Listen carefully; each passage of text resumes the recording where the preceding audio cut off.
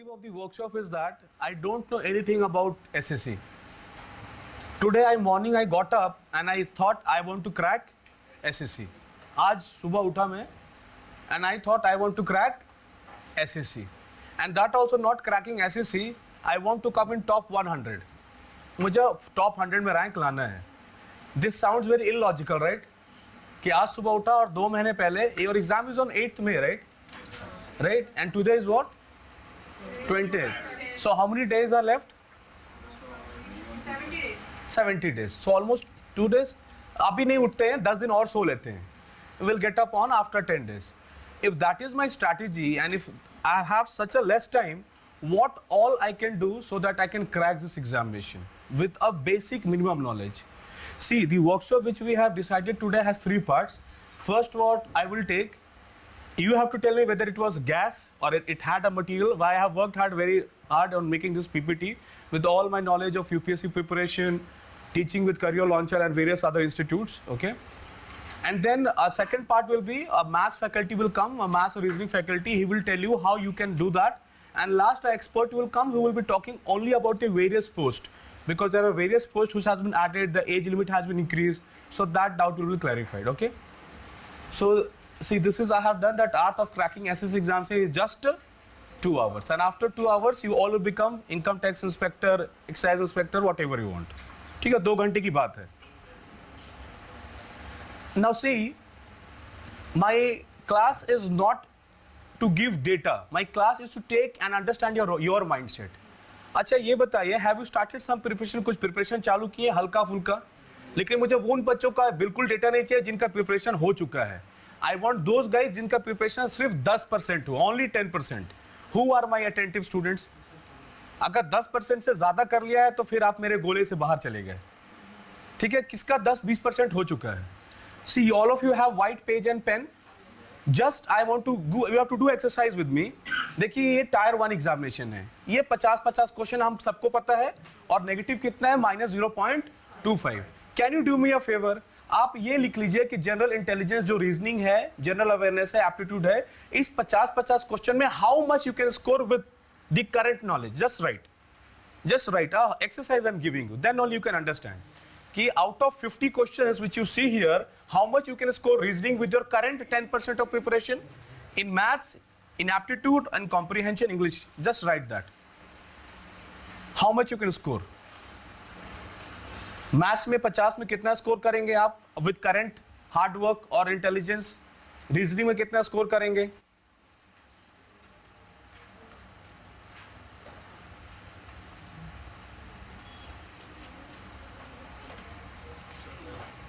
No, keep it to yourself. ठीक है? You have to keep it to yourself because if you are writing something above 20 or 30, then you are already passing your examination. Tier 1 तो निकल ही जाएगा, अगर हर में 30 आएगा तो it's like 120. Okay? सबने लिख लिया?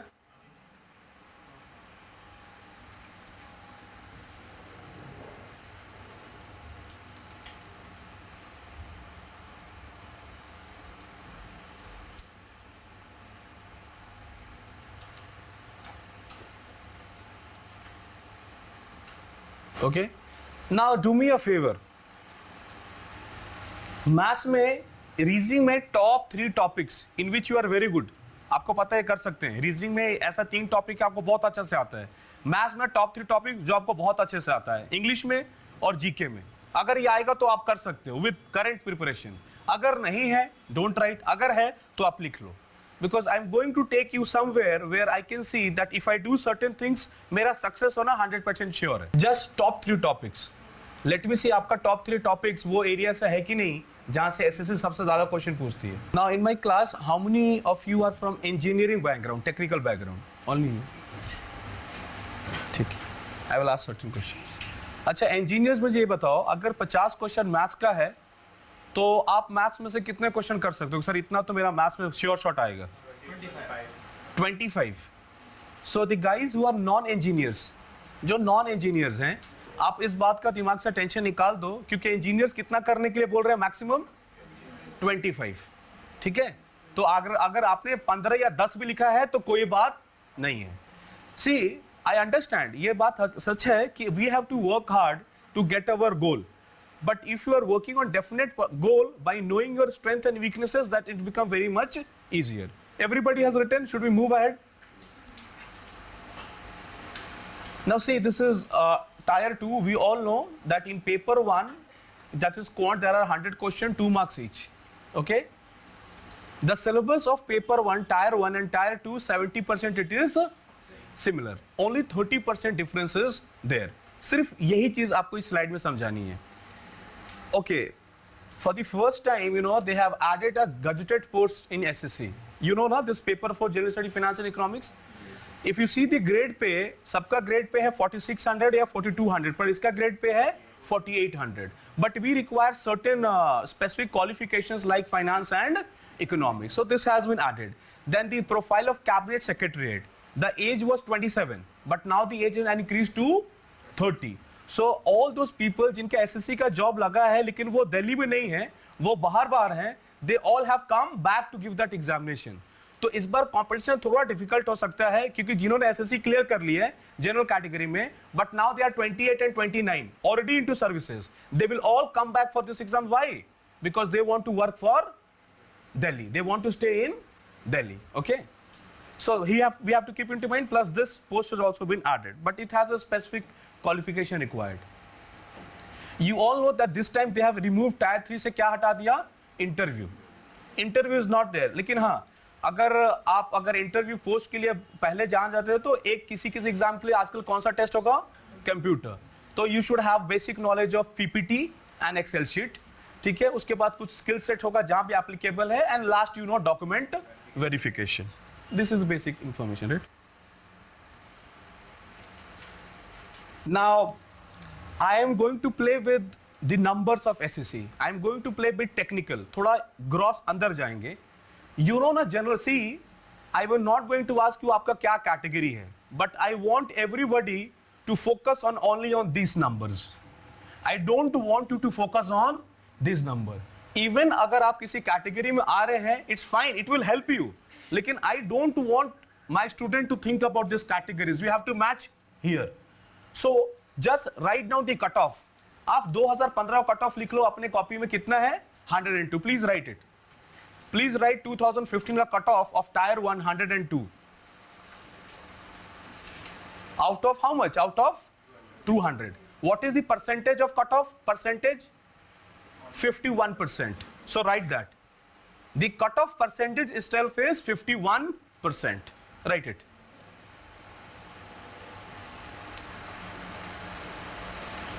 Okay, should we move ahead? Now see, if I combine the cutoff of tier 1 and tier 2, okay, see, I'm always taking the bigger one. ये तो एक कम है ना, so I will always take the bigger one. It is how much? 430, right? 430 tier 1 plus tier 2 cutoff. Right, tier 1, tier 2 cutoff 430. हो गया 430. Now I want to subtract the cutoff marks of tier 1 from the total marks cutoff. 102 को minus कीजिए किससे? 430 से, and tell me that number.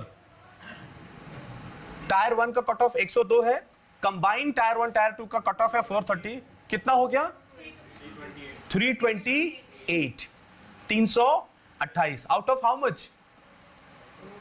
400. Out of 400. You know the percentage? 82%. The cut of in tyre 2 is 82%. Imagine if I get 82%, मैं distinction holder हो जाऊंगा किसी इसका. लेकिन ये सिर्फ लास्ट जनरल कैटेगरी का बच्चा जिसने एग्जाम पास किया होगा, उसको बेयर विन कितना चाहिए? 82%. So tell me now, you start analyzing, fight ज्यादा टायर 1 में है या टायर 2 में? टायर 2 में है. Get this. ये साइड सिर्फ यही बताना की कोशिश कर रहा हूं कि tyre 1 is much more easier to clear, but tyre 2 is much more difficult. No wonder so many guys, even they are prepared or not prepared. That is why I'm saying कि आज भी मैं उठ के अगर डिसाइड कर लूं कि मुझे टायर 1 पास करना, तो I can easily pass my tier 1. But the problem will come in what? Tier 2. Okay? Move ahead. Now see, we have done a cutoff analysis. ये चार्ट आपको किसी भी वेबसाइट पे मिल जाएगा, बट ओरिएंटेशन देखना होगा. 2011 में कट ऑफ 86.75 और 2012 में कट ऑफ 82। आपको पता है ना कि 2013 में एसएससी वाज रीशेड्यूल्ड, दोबारा लिया गया था because of some problem.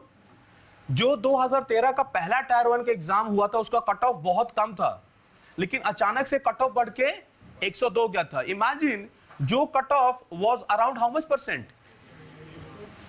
If I take out 41%, that went to around 51%, a rise of 10%. Will you ask me why? दो सवाल था। ये जो 2013 का एग्जाम हुआ, I have nothing against BJP और नरेंद्र मोदी, बट उसके बाद जो 20,000 आईटी में वैकेंसीज थी उसको उन्होंने बहुत ज्यादा कम कर दिया। तो because vacancy went very less and people were still more, the cut off became very high, and since then if you see the cut off has been rising. 2014 paper was difficult, but again in 2015 the cutoff is back to 102. So this time again the vacancies, अगर आप देखोगे तो last 2012-11 के मुकाबले vacancies कम है, लोग और ज्यादा है और एज क्राइटेरिया को भी और बढ़ा दिया गया है। So we have to be very much cautious in understanding. So you got this? We'll move ahead. Now see again, this is the cutoff marks of Tier 1 and Tier 2 combined. See same phenomenon.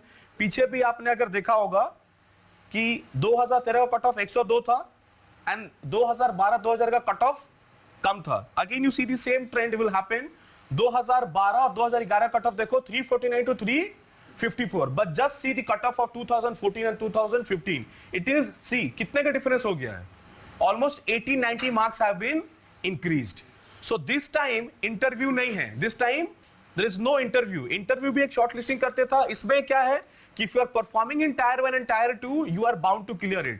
So there can be tentative chances that cutoff can further increase. बहुत बड़ी बात नहीं होगी, cutoff 450 तक भी cross कर सकती है। I'm just trying to show you the real picture. डराने का धमकाने का कोई भी तरीका नहीं है, ठीक है ये।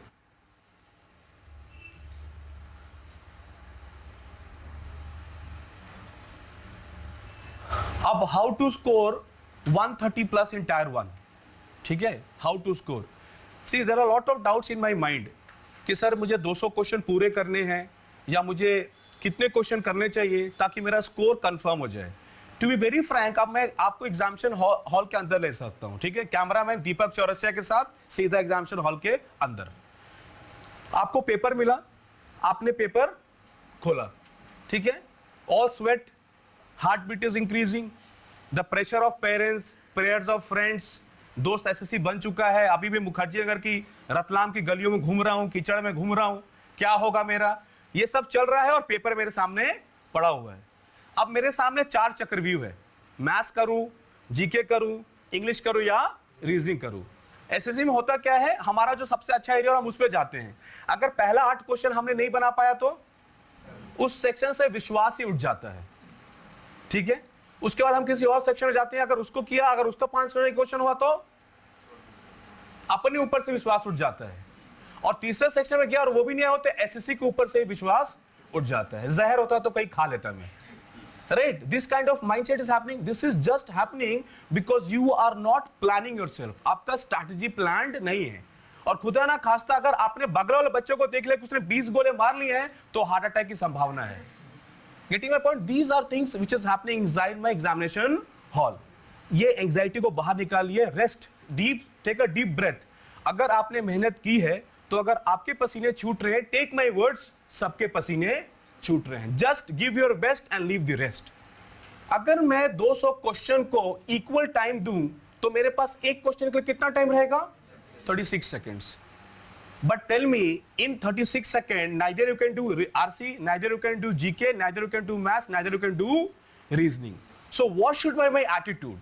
My attitude should be maximum question with accuracy, which I should plan it out. I should plan it out between 145 to 160. Believe me, if I am trying to go beyond 160 to 180, there can be chances that I can lose lot of marks. See, I am only talking practical things. I don't want to fly. नहीं sir 200 में 180 करके आएंगे, कुछ नहीं कर सकते हो, हमारा लिमिटेशन है। Try to understand that. आपको नंबर्स में नहीं खेलना है, आपको एक्यूरेसी पे खेलना है, बिकॉज उस टाइम पे आपको उतना टाइम नहीं रहेगा कि किस सेक्शन में कहां बचा है। It's not like that. See, what we have planned is that, see, here I am writing, if you add this now, it will come to around 145 question. I will be telling why I am saying so. इसको add करेंगे 145 question. मैंने सबसे ज्यादा देखा है, हमने जो average निकाला है या बच्चों का जो स्कैन किया डेटा में या सीएल में भी जो मुझे डेटा मिला, I got one thing that most of the student, वो टेक्निकल बैकग्राउंड का हो या नॉन टेक्निकल बैकग्राउंड का हो, अगर वो थोड़ी सी मेहनत करता है तो उसका सबसे अच्छा पॉइंट कौन सा जाता है? रीजनिंग। बिकॉज रीजनिंग में ऐसा है कि if you work bit hard, examination hall के अंदर पे भी 15-20 एक लड़का कर सकता है। Now my idea is that अगर आपने रीजनिंग पेपर देखा होगा, थोड़ा भी आइडिया होगा, तो आप मुझे बताओ कि रीजनिंग आपने कितने क्वेश्चन दिए हैं? Just check. टायर 1 में जब मैंने आपको क्वेश्चन लिखने किया था तो आपने रीजनिंग कितने क्वेश्चन लिखे हैं? How much marks? Tell me how much you written sir? How much you written ma'am? It means everybody, most of you are taking your reasoning cutoff to be 25 to 30. It means you all are very confident in reasoning. Lot of the student who qualified their examination, we have asked that why we have qualified. Like we have some rankers, top rankers. रजत था, उसका 22 rank था, तो उसने बोला GK में उठाऊंगा तो मैं डिमोटिवेट हो सकता हूँ, मैथ्स उठाऊंगा मेरे को चैलेंज आ सकता है क्योंकि इंजीनियर ईगो हर्ट हो जाएगा मेरा किसी क्वेश्चन को लेके, ठीक है। अगर मैं इंग्लिश उठाऊंगा तो इंग्लिश में अंगूठा छापूं, तो मैं क्या उठाता हूं? Reasoning, because it is the combination of numbers and English. तो वो मैं कर पाता हूं क्योंकि उसमें मेरा दिमाग का सर्विसिंग चालू हो जाता है, my brain start to work, so I can do that. I can take a combination reasoning, GS, English, maths, okay, and it's upon you. आप डिसाइड करो, मैं नहीं बोल रहा हूं, मैं एक स्ट्रैटेजी बता रहा हूं बस आपको। ना यू सी, अगर मुझे जीके करना है, आप डिसाइड करो आपको लास्ट में करना है, पहले करना है, बीच में करना है। अगर आपको जीके करना है तो जीके में 50 क्वेश्चन है। See for GK what I have given you कि मेरे को मैक्सिमम स्कोर अगर जीके में मेरे को करना मैक्सिमम कर सकता हूं तो कितना कर सकता हूं? 25 मैक्सिमम। अगर मुझे 25 क्वेश्चन करने, लेकिन एक चीज हम याद रखेंगे, हम 15 मिनट से ज्यादा नहीं लेंगे। Just right it, 25 question in GK and 15 minutes. 25 question in GK and 15 minutes. If I'm saying so, just see the next slide. मेरे को जीके में एक क्वेश्चन के लिए 18 सेकंड मिलेगा। कितना मिलेगा? 18 सेकंड। और मैं ये इसमें मैंने काउंट करके रखा है कि you are reading all the 50 questions. You are reading all the 15 questions, but still you are getting how many seconds? 18 seconds. Take my words, there are two types of GK questions. एक one-liner. They will ask you an ABCD. खत्म। In that you hardly take 10 seconds. आपने पढ़ा, आपको आता है या नहीं आता, you can straight away decide it. और एक होता है AB is correct, BC is correct, AC is correct, a multiple question. In that you might take more time. But if I take the average, अगर आपको 25 question करने हैं और आपको 50 क्वेश्चन पढ़ के 15 मिनट में करने हैं तो एक क्वेश्चन में कितना मेरे पास? 18 सेकंड। फ्रॉम टुडे ऑनवर्ड्स आप जिस भी टेस्ट सीरीज को लिख रहे हो, आप 15 मिनट से ज्यादा जीके को नहीं दोगे। स्टार्ट प्रैक्टिसिंग इट, बस 15 मिनट। 15 मिनट खत्म, you will never ever come back to GK section, क्योंकि मिरेकल नहीं होगा। अकबर का पापा का नाम नहीं पता तो अपना नाम नहीं लिखेंगे ना, वो वही रहेगा, that is Humayun. Getting my point? Come back. Suppose I am doing reasoning, देखो मैं जेन्युइन बता रहा हूं एज पर माय एक्सपीरियंस। अगर मुझे रीजनिंग में 40 मार्क्स चाहिए तो मुझे पता है मुझे 45 तो करना पड़ेगा, क्योंकि हर एक बच्चा रीजनिंग में कम से कम 35 मार्क के आता है। तो अगर मैं 35 मिनट दे रहा हूं तो क्या रीजनिंग के 45 सवाल नहीं कर सकता? कर सकता हूं। यस और नो? मैं 35 मिनट दे रहा हूं। अगर मुझे ऐसा करना है तो रीजनिंग के लिए एक क्वेश्चन के लिए मुझे पास कितना टाइम है? 42 seconds. More than sufficient. Because अगर आपने पेपर देखा तो आपको पता है कि रीजनिंग को मैं 35 मिनट में पूरा पढ़ सकता हूं। एक क्वेश्चन के लिए मेरे पास कितना है? 42 सेकंड।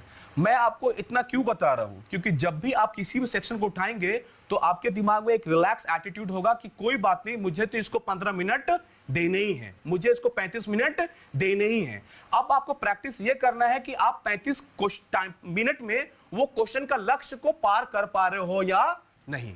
हो सकता है अभी 35 मिनट में आप 20 क्वेश्चन करो रीजनिंग के, but if you practice regularly, a time will come when you start touching 45 question and this will become regular to you. और एक बात, अगर आप छुट्टी पे हो तो एसएससी का एग्जाम कितने बजे होता है? 10 बजे से होता है ना। तो आप हमेशा 10 से 12 ही टेस्ट देना। क्यों? बिकॉज एक कॉन्सेप्ट होता है जेट लैग का। अगर मैं आपको अमेरिका लेके चला जाऊं और वहां भी दिन है तो आपको नींद आएगी। क्यों? क्योंकि आपके कंट्री में हमेशा इस टाइम पे रात होती थी। अगर मैं हर संडे को या हर एक 10 से 12 अपने दिमाग को टेस्ट के प्रोसेस में लगा दूंगा, automatically when 10 o'clock will come to you, your mind will start doing work. और there is a psychological test that 21 दिन तक अगर मैं किसी काम को बार बार करूं, so that will become my habit. So if you are doing it for 10 to 12, automatically the calculation attitude will start coming. तो रीजनिंग करना है तो रीजनिंग के कीड़े काटने लगेंगे, मैथ्स करना है तो मैथ्स आप करो चाहे मत करो. Not only your conscious mind, make your unconscious mind also start calculating. ठीक है? Same way, if you see English. Now why I have given 40 marks to English? Many of my Hindi medium students say कि 40 possible नहीं है. मैं बोलता हूँ 40 possible है.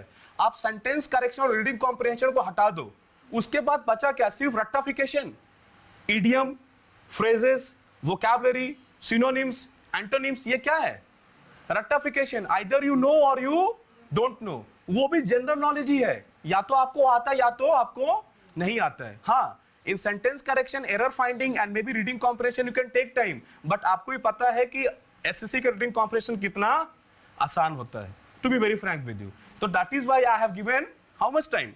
40. But yes, I am compromising you that you have to do it in 20 minutes. See, since I am also very bad in maths, so I have taken only how much? 35 question, but I am giving how much?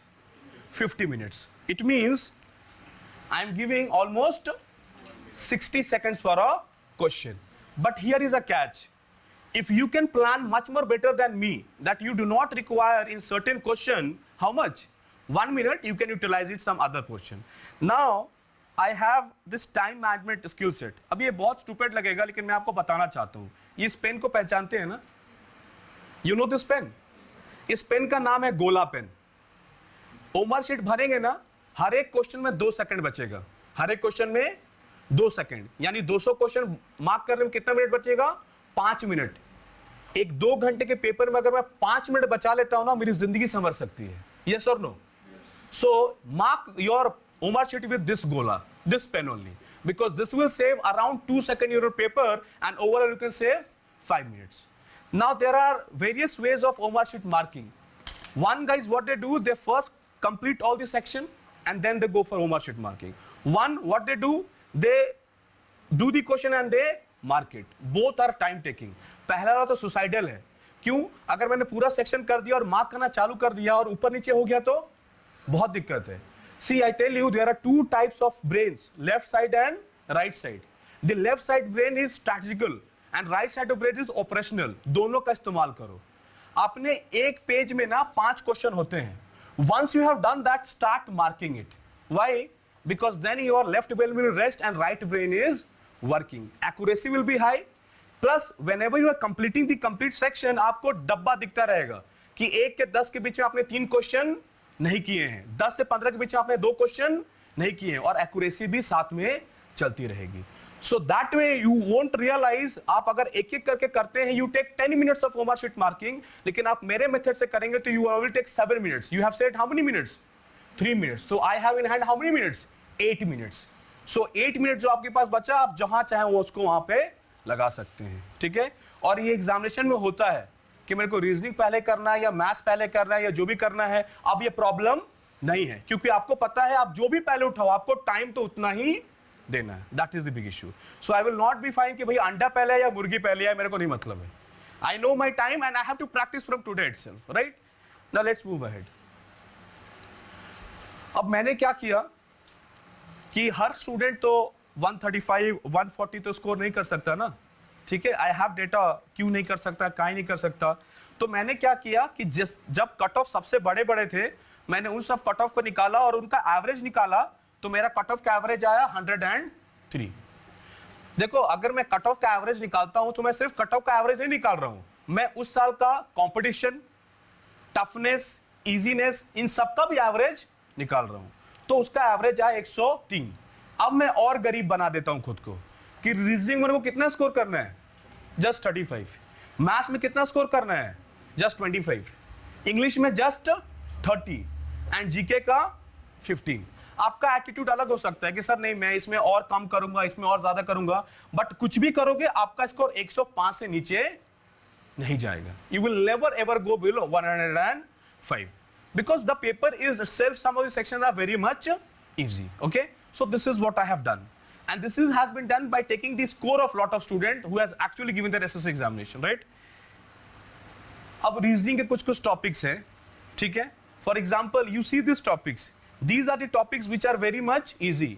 अगर आज से भी आप 10 दिन भी practice करते हो, you can easily crack this question like Venn diagrams, matrix, directions, go right, take a left turn after 5 km, 6 km, analogy you all know, syllogism, odd one out, इसमें से कौन odd है. If you practice में आप मेरी बात मान लिया, अगर 2-2 घंटे भी आज से भी प्रैक्टिस करते हैं ना, तो ये सारे टॉपिक्स पे आप अच्छा कर ले जाएंगे और इनका टोटल आपका टारगेट कितना हो जाएगा आराम से 35. But my dear, in every section I will tell you 35 तो मैं कर सकता हूं एक हफ्ते की मेहनत में. क्या मैं 3 दिन 4 दिन और पढ़ के 10 नंबर के लिए नहीं कर सकता?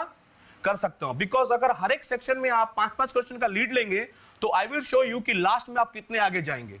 Okay, so you can see this. Okay, मैंने सिर्फ टॉपिक लिखा है. When the faculty will come he will tell you the techniques that actually करना कैसे है.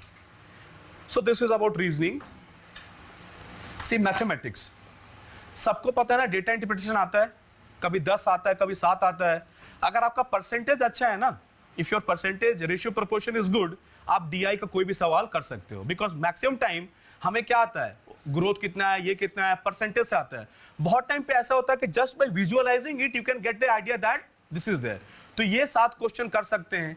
ज्योमेट्री का मैंने बहुत क्वेश्चन आता है ज्योमेट्री से, लेकिन मैंने सिर्फ कौन सा उठाया है, एंगल्स बताने वाला. वो हमने 4 और 5 में पढ़ा रहता है. अगर थोड़ी सी मेहनत कर दोगे तो ये 3 नंबर मिल सकते हैं. 7 3 10 हो गया, ठीक है. और ये बचा 15 क्वेश्चन जो कि अरिथमेटिक से आते हैं. Time and work, time speed distance, averages. उसमें अगर आप थोड़ा भी करोगे, ये बचपन से हम करते आ रहे हैं, तो you can easily get 25. Okay, so be it an engineer or be it a non engineer, take my words, if you are practising the right direction you are bound to get 25. Okay, and now this is GK. अभी GK का ना 2015 का थोड़ा trend बदल गया.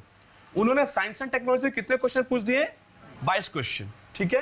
Polity, history, geography, economics, आप इनको add करोगे तो 15 से बहुत ज्यादा चला जाएगा. लेकिन मेरे को यह मानता है कि पॉलिटी, हिस्ट्री, ज्योग्राफी, इकोनॉमिक्स, इनमें 2-2 3-3 नंबर भी स्कोर किया, 2-2 नंबर भी, तो ये 8 हो गया. और यहां पर अगर 7 क्वेश्चन भी आपको आता है तो आपका स्कोर 15 है.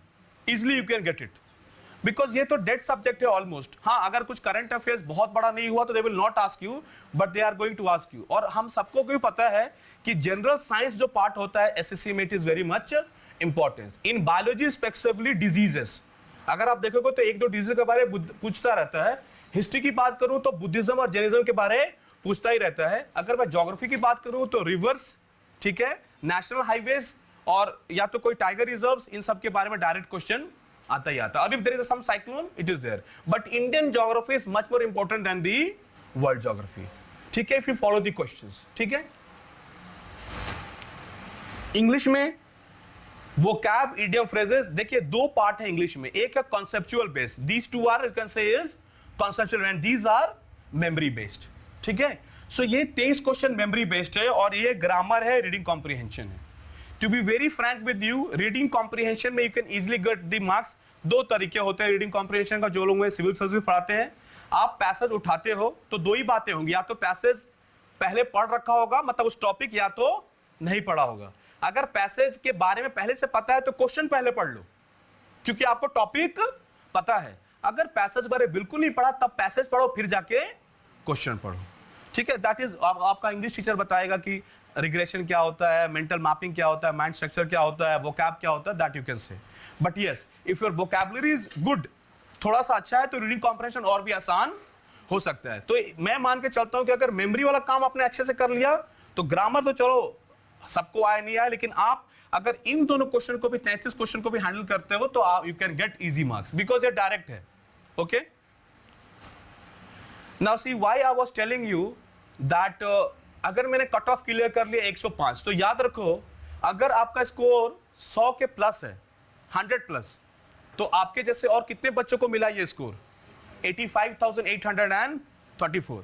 But my dear friends, if you just get 3 more questions correct in every section or more than that and you try to reach 130, just 130, आपने 81,000 students को पीछे छोड़ दिया है. 81,000. okay, and if you just increase your score by 10 more, you have been into top 1,000. and if my beloved friends, if you work more hard and you go to 150, you are in the top 131 student. And I tell you the maximum, the rank one is getting 181. The rank one is getting 181. But I will not ask you to work so hard, because if you are there in top 100 you are bound to get your ranking. So why to get the same hard work जबकि काम और पैसा एक ही है. So you see ये सिर्फ game इस marks का है, 30 मार्क्स का. अगर मैंने इस 30 मार्क्स का गेम खेल दिया तो I am ahead of lot of student, because I have told you if in paper tier 1 to get 51% cut off is easy, it means वही एक पेपर है जो मैं लीड ले सकता हूं. तब आपके लिए टायर 2 का कट ऑफ 82% नहीं होगा, because you have already scored a very high score in tier 1. So your pressure to score more in tier will be decreased. Getting my point? If even I am coming in top 130 plus and I am in this category, all the reputed and the best jobs comes under the category of total seats and how much? 2,726. You know these profiles? ठीक है? Income tax, excise inspector, Minister of External Affairs, DOPT, यही cabinet secretary, all. These are all the good profiles with authority. और अब तो वो भी आ जाएगा excise वाला, बट वो मैंने इसलिए नहीं डाला क्योंकि मुझे स्पेशल नॉलेज चाहिए.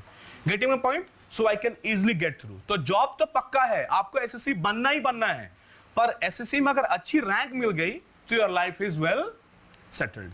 सो माय डियर फ्रेंड्स, आपको कुछ नहीं करना है. 100 इस क्लास में हर एक बच्चे का आएगा, पर आपको यही मेहनत करनी है इस 2 महीने की आपको 100 से 130 से ज्यादा कैसे है. Because once you achieved your target to becomes very much easy. Now see how to score 335 plus in tier 2. See total number of question in English I have 200. Again for each question I will require how much? 36 seconds. Another question in maths is 100, but the problem is that यहाँ पे time for each section is 50 seconds, लेकिन आपको पता ना cut off marks हाँ 82%. Now you see if I want to attend 400 question, मेरा idea 300 question, मेरा idea है कि मैथ्स में मैं कितना करूं, सिर्फ 80 question. So it is not possible to do all 100. And English I have to score 170. Now you feel the pinch here. मेरे को वहां 51 क्वेश्चंस भी अगर मैं कर पाता था तो मैं पास हो जाऊंगा, लेकिन यहां पे मेरे पास कोई ऑल्टरनेटिव है ही नहीं, because the creamy layer has come into the competition. All the people you know in public administration, जब सिविल सर्विसेज का एग्जाम आ रहा था तो you know what was the tagline, वो बहुत डर्टी था, but believe me it was like that, keep the Rascals out, keep the Rascals out. मतलब prelims के एग्जाम इसलिए होता था कि जितने भी बेवकूफ हैं, नॉन सीरियस स्टूडेंट है, वो सिर्फ बाहर आ जाए. अब जो लड़ाई हो रही है ये सीरियस एस्पिरेंट के बीच में हो रही है. But the good part always I remember that if you have worked hard for tyre 1 and since the 70% syllabus is same, you are bound to perform well even in your tier 2 examination. Only that 30% you have to fight. Even if you don't fight for 30%, but you're scoring well 130 plus in your examination, just tell me how difficult it is to score 30 marks in tier 2. अगर English में 30 marks आपको score करना होगा तो आपको 30 question सही करने होंगे, yes or no? अगर मेरे को मैथ्स में अगर सही करने पड़ेंगे तो हमको 15 क्वेश्चन सही करने पड़ेंगे. तो my dear friends, if you score more than 130 and 140 in tier 1, your tier 2 become a very easy process. अगर उस वक्त आप 30 क्वेश्चन और राइट करते हो तो you will become rank 1 also. It's not a difficult job, please. आपको job तो चाहिए, but I don't want to give you a job. I want to give you a very high profile job. Getting my point? So मेरे को maths में 80 question करना है और English में कितना करना है, 170 question. If I take this in my mind, मतलब मेरे को मैथ्स में कितना चाहिए, 160, और इंग्लिश में कितना चाहिए, 170. अगर ऐसा है तो ये बहुत इजी है, क्योंकि मैथ्स में मेरे को एक क्वेश्चन के लिए कितना मिलेगा, 90 seconds. 90 seconds, 1 minute and 30 second. Can't you do 80 sums?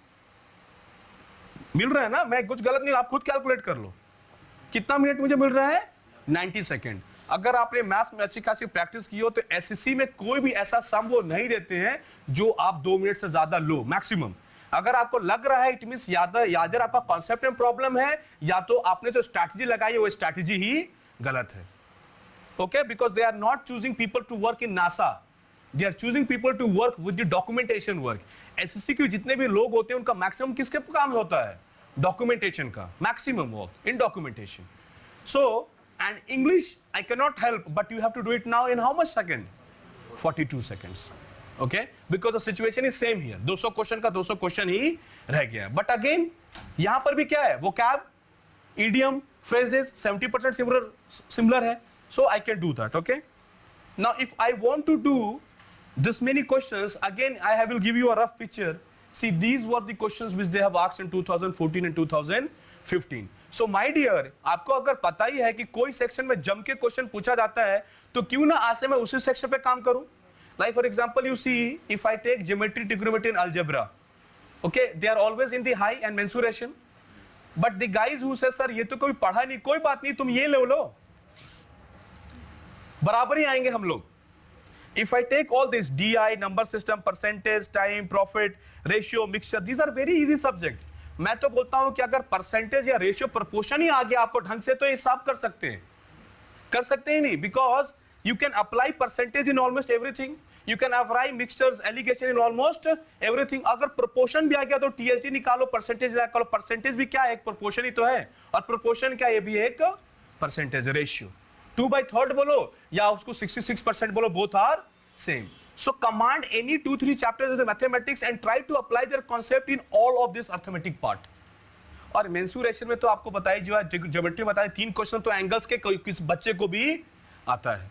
So you can easily get. Today my purpose is not to make you Einstein, but get the confidence in yourself. You can easily pass SSC. दुनिया में सांस लेना difficult है, इन दिल्ली में सांस लेना difficult है, but SSC पास करना उससे 1/10 इजी है. Getting my point? The most easy thing in this world is to become an SSC officer. Can you do it or not? अरे हाँ बोलो. Yes. And this is the paper 2 English language comprehension part which we do it. So इसमें आप देख लो, अगर मैं sentence improvement वाला part हटा दूं और बाकी सबको अगर क्लोजली वॉच करूं, तो आपको लगेगा कि बहुत सारे क्वेश्चन जो है तो हार्डकोर क्या है, memory based question. Okay, so SSC, in SSC what they do is that maximum they ask about memory based question English also. So if you follow and you know what to study and how to follow, this examination become very much easier for you. Okay, so now whenever I am in the examination hall directly and when I am opening the paper, I should have one thing in clarity: no matter which section I open, I have time dimensions. No matter whatever I do, I have question liability with me.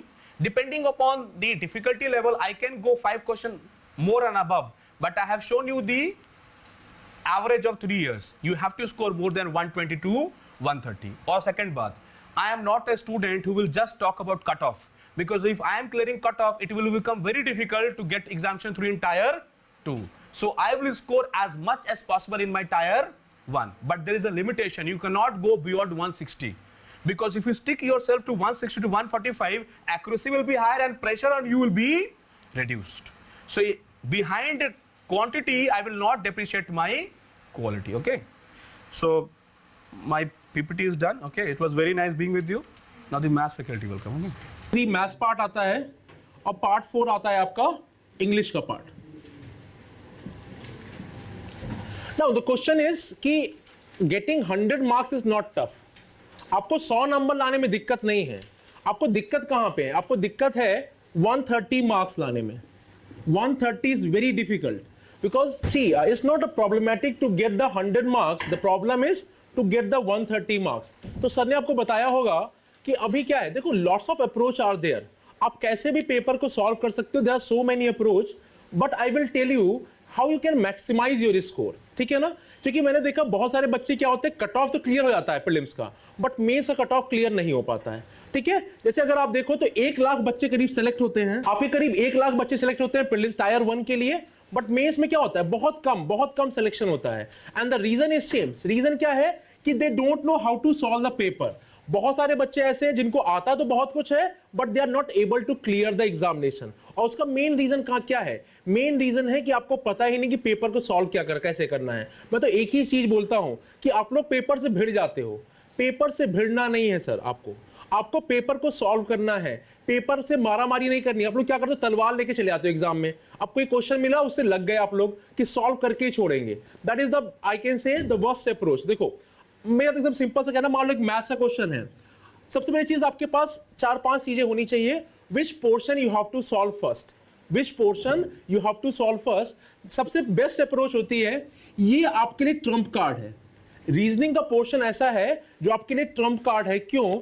क्योंकि out of 50 question, आपके पास 50 question आते हैं इसमें, you can easily solve 45 question.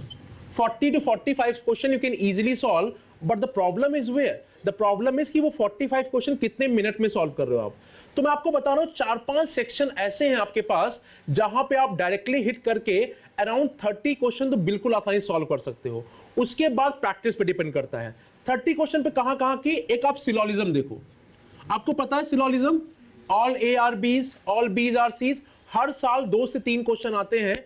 Syllogism hardly take 5 to 10 second पर question, 5 से 10 second से ऊपर नहीं लेगा। I will tell you the approach in the club, we are telling the approach in the classes कि कैसे आप 5 से 10 सेकेंड में सिलोलिज्म को सॉल्व कर सकते हो, ठीक है। अपार्ट फ्रॉम दिस आपका एक सिलोजिज्म का वही क्वेश्चन आता है कि रिलेशनशिप क्या होगा। सपोज दे आर आस्किंग कि in the teacher, in the like lawyer, and कुछ ऐसे आपको एग्जांपल दे देता है कि उसमें रिलेशनशिप क्या होगा। ये भी आपका एक क्वेश्चन आता है और ये भी आपका 5 सेकंड लेता है। तो आप यहां पे हिट कर सकते हो। पहली चीज यहां पे आपका 4-5 क्वेश्चन आसानी से हो सकता है। तो फर्स्ट मेजर पोर्शन मैं आपको क्या बता रहा हूं कि अभी आपको कौन से पोर्शन पे ज्यादा ध्यान देना है, जैसे आप अपने स्कोर को मैक्सिमाइज कर सकते हो। Then the first portion for the reasoning is the syllogism part. Are you getting my point? Second की बात करते हैं हम लोग आफ्टर सिलोलिज्म। आपके डाइस के आपके मिनिमम 2 क्वेश्चन आते ही आते हैं, और dice by 3 rule you can solve all the paper. मैं समझ, कोई भी क्वेश्चन आपका आ जाए, 3 रूल होते हैं उसके, जो हम लोग देखते हैं कि जो क्लॉकवाइज मूव करते हैं, कौन सा किसके अपोजिट हो सकता है। By that 3 rule you can solve the paper, बिल्कुल आसानी से आप सॉल्व कर सकते हो। इसके बाद इसमें आपका आता है एज वाले क्वेश्चन। एज वाले क्वेश्चन अगेन 1 to 2, ये भी आपके बहुत ईजी होते हैं, ठीक है ना। प्रॉब्लम कहां होती है? रीजनिंग पार्ट में। देखो प्रॉब्लम होती है यहां पे आपका जो सीरीज वाले क्वेश्चन आते हैं, सीरीज वाले क्वेश्चन। अब ये सीरीज वाले क्वेश्चन ऐसे हैं कि देखो यहां पे 2 चीजें हैं। आपको सबसे पहली चीज समझना है कि आपको हर क्वेश्चन करने के लिए you have around 45 to 50 second maximum, I can say. अगर आप मैथ्स में अच्छा खासा टाइम ले रहे हो तो आपको रीजनिंग के क्वेश्चन करने के लिए एक क्वेश्चन के लिए यू हैव 45 to 50 सेकेंड। अब आप ये सोचो कि सीरीज का क्वेश्चन दिया, कुछ भी रैंडम दिया हुआ है, मान लो मैंने ऐसे कुछ दे दिया,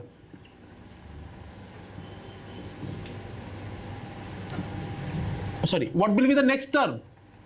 What will be the next term? MTWT. What will be the next term of this one? F. Yes, it's easy. Why easy? क्योंकि आपको मंडे, ट्यूसडे, वेंसडे, थर्सडे पर इजी कब है? जब ये क्लिक कर रहा है, जब ये क्लिक कर रहा है। कितने लोगों को क्लिक किया? ये मंडे, ट्यूसडे, वेंसडे, थर्सडे है। अगर मैं यही तक छोड़ दूं इसे, तब कितने लोगों को क्लिक करेगा ये कि what will be the next term? तो प्रॉब्लम क्या है सीरीज वाले क्वेश्चन में? अगर सीरीज वाला क्वेश्चन अगर आपको 10 to 15 सेकंड में क्लिक नहीं करता है तो लीव दैट क्वेश्चन, ठीक है ना। आपको अगर 15 सेकंड में सीरीज का क्वेश्चन क्लिक करने की बात कर रहा हूं मैं। एक होता है आपको दिख गया भाई यहां मल्टीप्लिकेशन हो रहा है, क्यूब हो रहा है, तब आप सॉल्व करो। बट अगर आपका 15 सेकंड 20 सेकंड में नहीं क्लिक हो रहा है, प्लीज लीव दैट क्वेश्चन। क्योंकि देखो प्रॉब्लम क्या है, मान लो अगर मैंने 1 मिनट में या 2 मिनट में वो क्वेश्चन सॉल्व ही कर गया, मैं मान लो 2 मिनट मैंने लगाए। फर्स्ट सबसे पहले क्या देखेंगे हम लोग कि कौन सा वर्ड है, 13 वर्ड है, आपका ये 20th वर्ड है या आपका 23 वर्ड है, तो नेक्स्ट टर्म क्या आएगा? आधे लोग ये देख रहे होंगे, ठीक है ना। किसी को दिख रहा होगा मंडे, ट्यूसडे, वेडनेसडे दिख रहा होगा, किसी को कुछ और दिख रहा होगा। तो प्रॉब्लम यही है सर, आप लोग क्या करते हो, इस एक क्वेश्चन को करने के लिए some time people will take, क्योंकि ये क्वेश्चन ऐसा है जहां बंदा अपने ईगो पे ले लेता है कि यार ये मुझसे सॉल्व हो जाएगा, ये is look like very easy question. But problem क्या है, आफ्टर इन्वेस्टिंग और after giving 3 to 4 minute also sometime people are not able to solve, उनसे क्वेश्चन सॉल्व नहीं हो पाता है। मैं आपसे कहता हूं अगर आपने 3 से 4 मिनट में इस क्वेश्चन को सॉल्व भी कर लिया, आपने 3 से 4 मिनट में इस क्वेश्चन को सॉल्व भी कर लिया, व्हाट इज द पॉइंट? क्योंकि देखो होगा क्या, आपका 4 मिनट के बाद क्या होगा, आप रियलाइज कि आपका एक क्वेश्चन हुआ है, but in that 4 minute you can solve some 3 to 4 other question और नॉट। अपनी बात समझ रहे हो? समझ रहे हो भाई? आपने अगर 4 मिनट में एक सीरीज का क्वेश्चन सॉल्व किया, you will get how much marks? 1 marks और नॉट। बट अगर उसी 3 से 4 मिनट में आपने इंग्लिश के या जीएस के 3 to 4 क्वेश्चन को सॉल्व कर लिया, तो you will get how much marks? You will get minimum 3 to 4 marks. तो which option is better? This option is better कि नहीं? ये आपके लिए ज्यादा अच्छा ऑप्शन है। तो पहली चीज मैं तो एकदम सिंपल लैंग्वेज में मैं टेस्ट सीरीज के बच्चों को बोलता भी हूं कि never become a warrior, always become a Hunter in the examination. एकदम सिंपल सी लैंग्वेज है। आपको योद्धा नहीं बनना है एग्जाम में, आप क्वेश्चन से लड़ना नहीं है आपको। यहां पे आपको करना क्या है, आप हंटर बनो। हंटर क्या होता है, जहां पे उसे मौका मिला वहां पे उसने हिट किया और वहां पे उसने क्वेश्चन को सॉल्व किया। तो you have to become hunter in the examination, never become a warrior. Warrior क्या होता है, उसने दिल पे बात ले ली कि नहीं, अगर आपने दिल पे ले लिया मुझे solve he, suppose I am a math teacher, अगर मैं एग्जाम दे रहा हूं और अगर मैं सोचूं कि भाई मुझे मैथ का क्वेश्चन कैसे नहीं हो पा रहा है, ठीक है, तो I am wasting my time और नॉट, क्योंकि एक मैथ का क्वेश्चन, एक रीजनिंग का क्वेश्चन, एक इंग्लिश का क्वेश्चन और एक जीएस का question, everything carries equal marks और नॉट। तो सबसे पहली चीज ये है कि जो भी आपका फेवरेट सेक्शन है, जैसे कुछ लोग का मैथ्स होगा, कुछ लोग का रीजनिंग होगा, कुछ लोग का इंग्लिश होगा, कुछ लोग का जीएस होगा, never get attach with that, ठीक है ना। आपको उसके साथ जिंदगी भर नहीं रहना है उस क्वेश्चन के साथ, ठीक है ना। It's just a matter of 2 hour, ठीक है। तो प्लीज मेक श्योर कि आप किसी भी सेक्शन से, क्योंकि मैंने क्या देखा है कि बच्चे मैथ्स से बहुत अटैच रहते हैं। क्यों अटैच रहते हैं, बड़ी मेहनत किए रहते हैं मैथ्स में, then they are able to get कि भाई हाँ अब मैं सॉल्व कर ले जाऊंगा। अब इससे इतना ज्यादा अटैच हो जाते हैं कि some time I have seen कि बच्चा क्लास में बहुत अच्छा कर रहा, टेस्ट सीरीज में गया एकदम फेल हो जा रहा है, he is not getting even more than 30 to 40 marks, and when I check the reason I found that कि अब वो मैथ ही सॉल्व करूंगा बस में। स्टार्ट किया मैथ से, suppose I am giving example, suppose आपका मैथ जो है फेवरेट पार्ट है, या आपको आपका रीजनिंग फेवरेट पार्ट है और आप एग्जाम देने गए और सबसे टफेस्ट पार्ट मैथ आया हुआ है, फिर क्या करोगे आप, ठीक है। आपका तो ईगो वहीं शैटर्ड हो जाएगा ना, आपका तो ईगो वहीं खत्म हो जाएगा ना कि भाई सबसे जो फेवरेट पार्ट था वही सबसे टफ आ गया। इस कंडीशन में क्या करोगे, आई am giving a trick, you can solve like this. हमेशा पहली चीज तो ये कि जो ये अप्रोच होता है बच्चों का कि question number 1 to question number 200 या फिर question number 200 to question number 1, मैं बता रहा हूं 90% स्टूडेंट ये आप फॉलो करते हैं। पहले क्वेश्चन से स्टार्ट करते हैं, 200 तक जाते हैं, या फिर वो 200 से स्टार्ट करते हैं और पहले क्वेश्चन तक आते हैं। नेवर डू लाइक दिस, कभी भी ऐसा मत करो, you will waste 100% waste your time. आप पूरे पेपर को सेक्शन वाइज डिवाइड कर दो, ठीक है ना, और आप चाहो तो पूरा पेपर भी कर सकते हो। सबसे अच्छा देखो, आप मुझे बताओ, एक बच्चा है जिसने पहले 15 मिनट में सपोज 10 क्वेश्चन सॉल्व किए, ठीक है, और एक बच्चा ऐसा है जिसने पहले 15 मिनट में 25 क्वेश्चन सॉल्व किए। देखो कोई दोनों बराबर पोजीशन पे हैं, क्यों, हो सकता है इसने पहले 15 मिनट में 10 डिफिकल्ट क्वेश्चन सॉल्व कर लिए हो और हो सकता है इसने पहले 15 मिनट में 25 सिंपल क्वेश्चन सॉल्व कर लिए हो। तो हम बोल नहीं सकते कौन अच्छी पोजीशन में कौन बेकार पोजीशन पे है, बट साइकोलॉजिकली आप देखो ना, ultimately we are human being कि नहीं, हम लोग ह्यूमन बीइंग है, तो हम लोग क्या सोचेंगे, हम लोग साइकोलॉजिकली सोच रहे होंगे। मैं क्या कहूंगा आपसे, आप सबसे पहले क्या करो, ओके, सबसे पहले कितने लोग का रीजनिंग बहुत स्ट्रांग है, जो रीजनिंग लगता है कि हाँ रीजनिंग कर सकते, हाँ प्लीज रेज योर हैंड, एक में उठा देना, ऐसा भी मत करना ये कुछ भी मत उठाना। कितने लोग का मैथ्स स्ट्रांग है, जिनको लगता है हाँ मैथ्स में हम हिट कर सकते हैं, ओके। कितने लोग का जीएस स्ट्रांग है, नोबडी, ओके, यस, ओके। और बचा क्या इंग्लिश, कितने लोग का इंग्लिश है लगता है, ओके। देखो सबसे पहली चीज आप क्या करो, कोई भी एक सेक्शन उठाओ, सेक्शन मतलब चाहे मैथ्स उठाओ, चाहे रीजनिंग उठाओ, चाहे जीएस उठाओ। सपोज मैंने इंग्लिश उठाया या फिर मैंने रीजनिंग उठाया, सबसे पहले बच्चा रीजनिंग उठाता है, मैंने रीजनिंग उठाया। सबसे पहले आप क्या करना स्टार्ट करो यहां पे कि सबसे पहले सिटर्स करने चालू करो। What is the meaning of seaters, जिसको आप देखते ही सॉल्व कर सकते हो, ऐसे क्वेश्चन जिसमें आपको पेन पेंसिल की जरूरत नहीं पड़ेगी। For example analogy question, analogy question बहुत सारे आते हैं, क्रिकेट विकेट कीपर, फुटबॉल क्या होगा, आते क्वेश्चन ही नहीं आते, आपने देखा हुआ है। ये सबसे बढ़िया क्वेश्चन होते हैं जो आप बिना कुछ किए सॉल्व कर सकते हो। तो सबसे पहले सिटर्स उठाओ आप, जिनको आप बिना कुछ किए पेपर को सॉल्व कर सकते हो। Are you getting my point और नॉट, ठीक है ना। फर्स्ट थिंग क्या हुआ, सिटर्स आप सबसे पहले सॉल्व करोगे। मान लो आउट ऑफ रीजनिंग के 50 क्वेश्चन में मेरे पास 15 क्वेश्चन ऐसे आए जिनको मैं बिना कुछ किए सॉल्व कर सकता हूं। एक वाले क्वेश्चन भी होते हैं, आपको एक वर्ड दिया रहेगा और पूछेगा कि इसमें से कौन सा वर्ड बनाया जा सकता है। Have you seen the paper और नॉट, इसमें से कौन सा वर्ड बनाया जा सकता है, हाँ वर्ड फॉर्मेशन। तो वो सबसे बेस्ट होता है जो आप बिना कुछ किए कर सकते हो। आपको हाँ रीजनिंग में एक चीज मैं आपको और बताऊं, रूल ऑफ रिजेक्शन सबसे बढ़िया होता है। रूल ऑफ रिजेक्शन सबसे बेस्ट ऑप्शन होता है। What is the meaning of rule of rejection?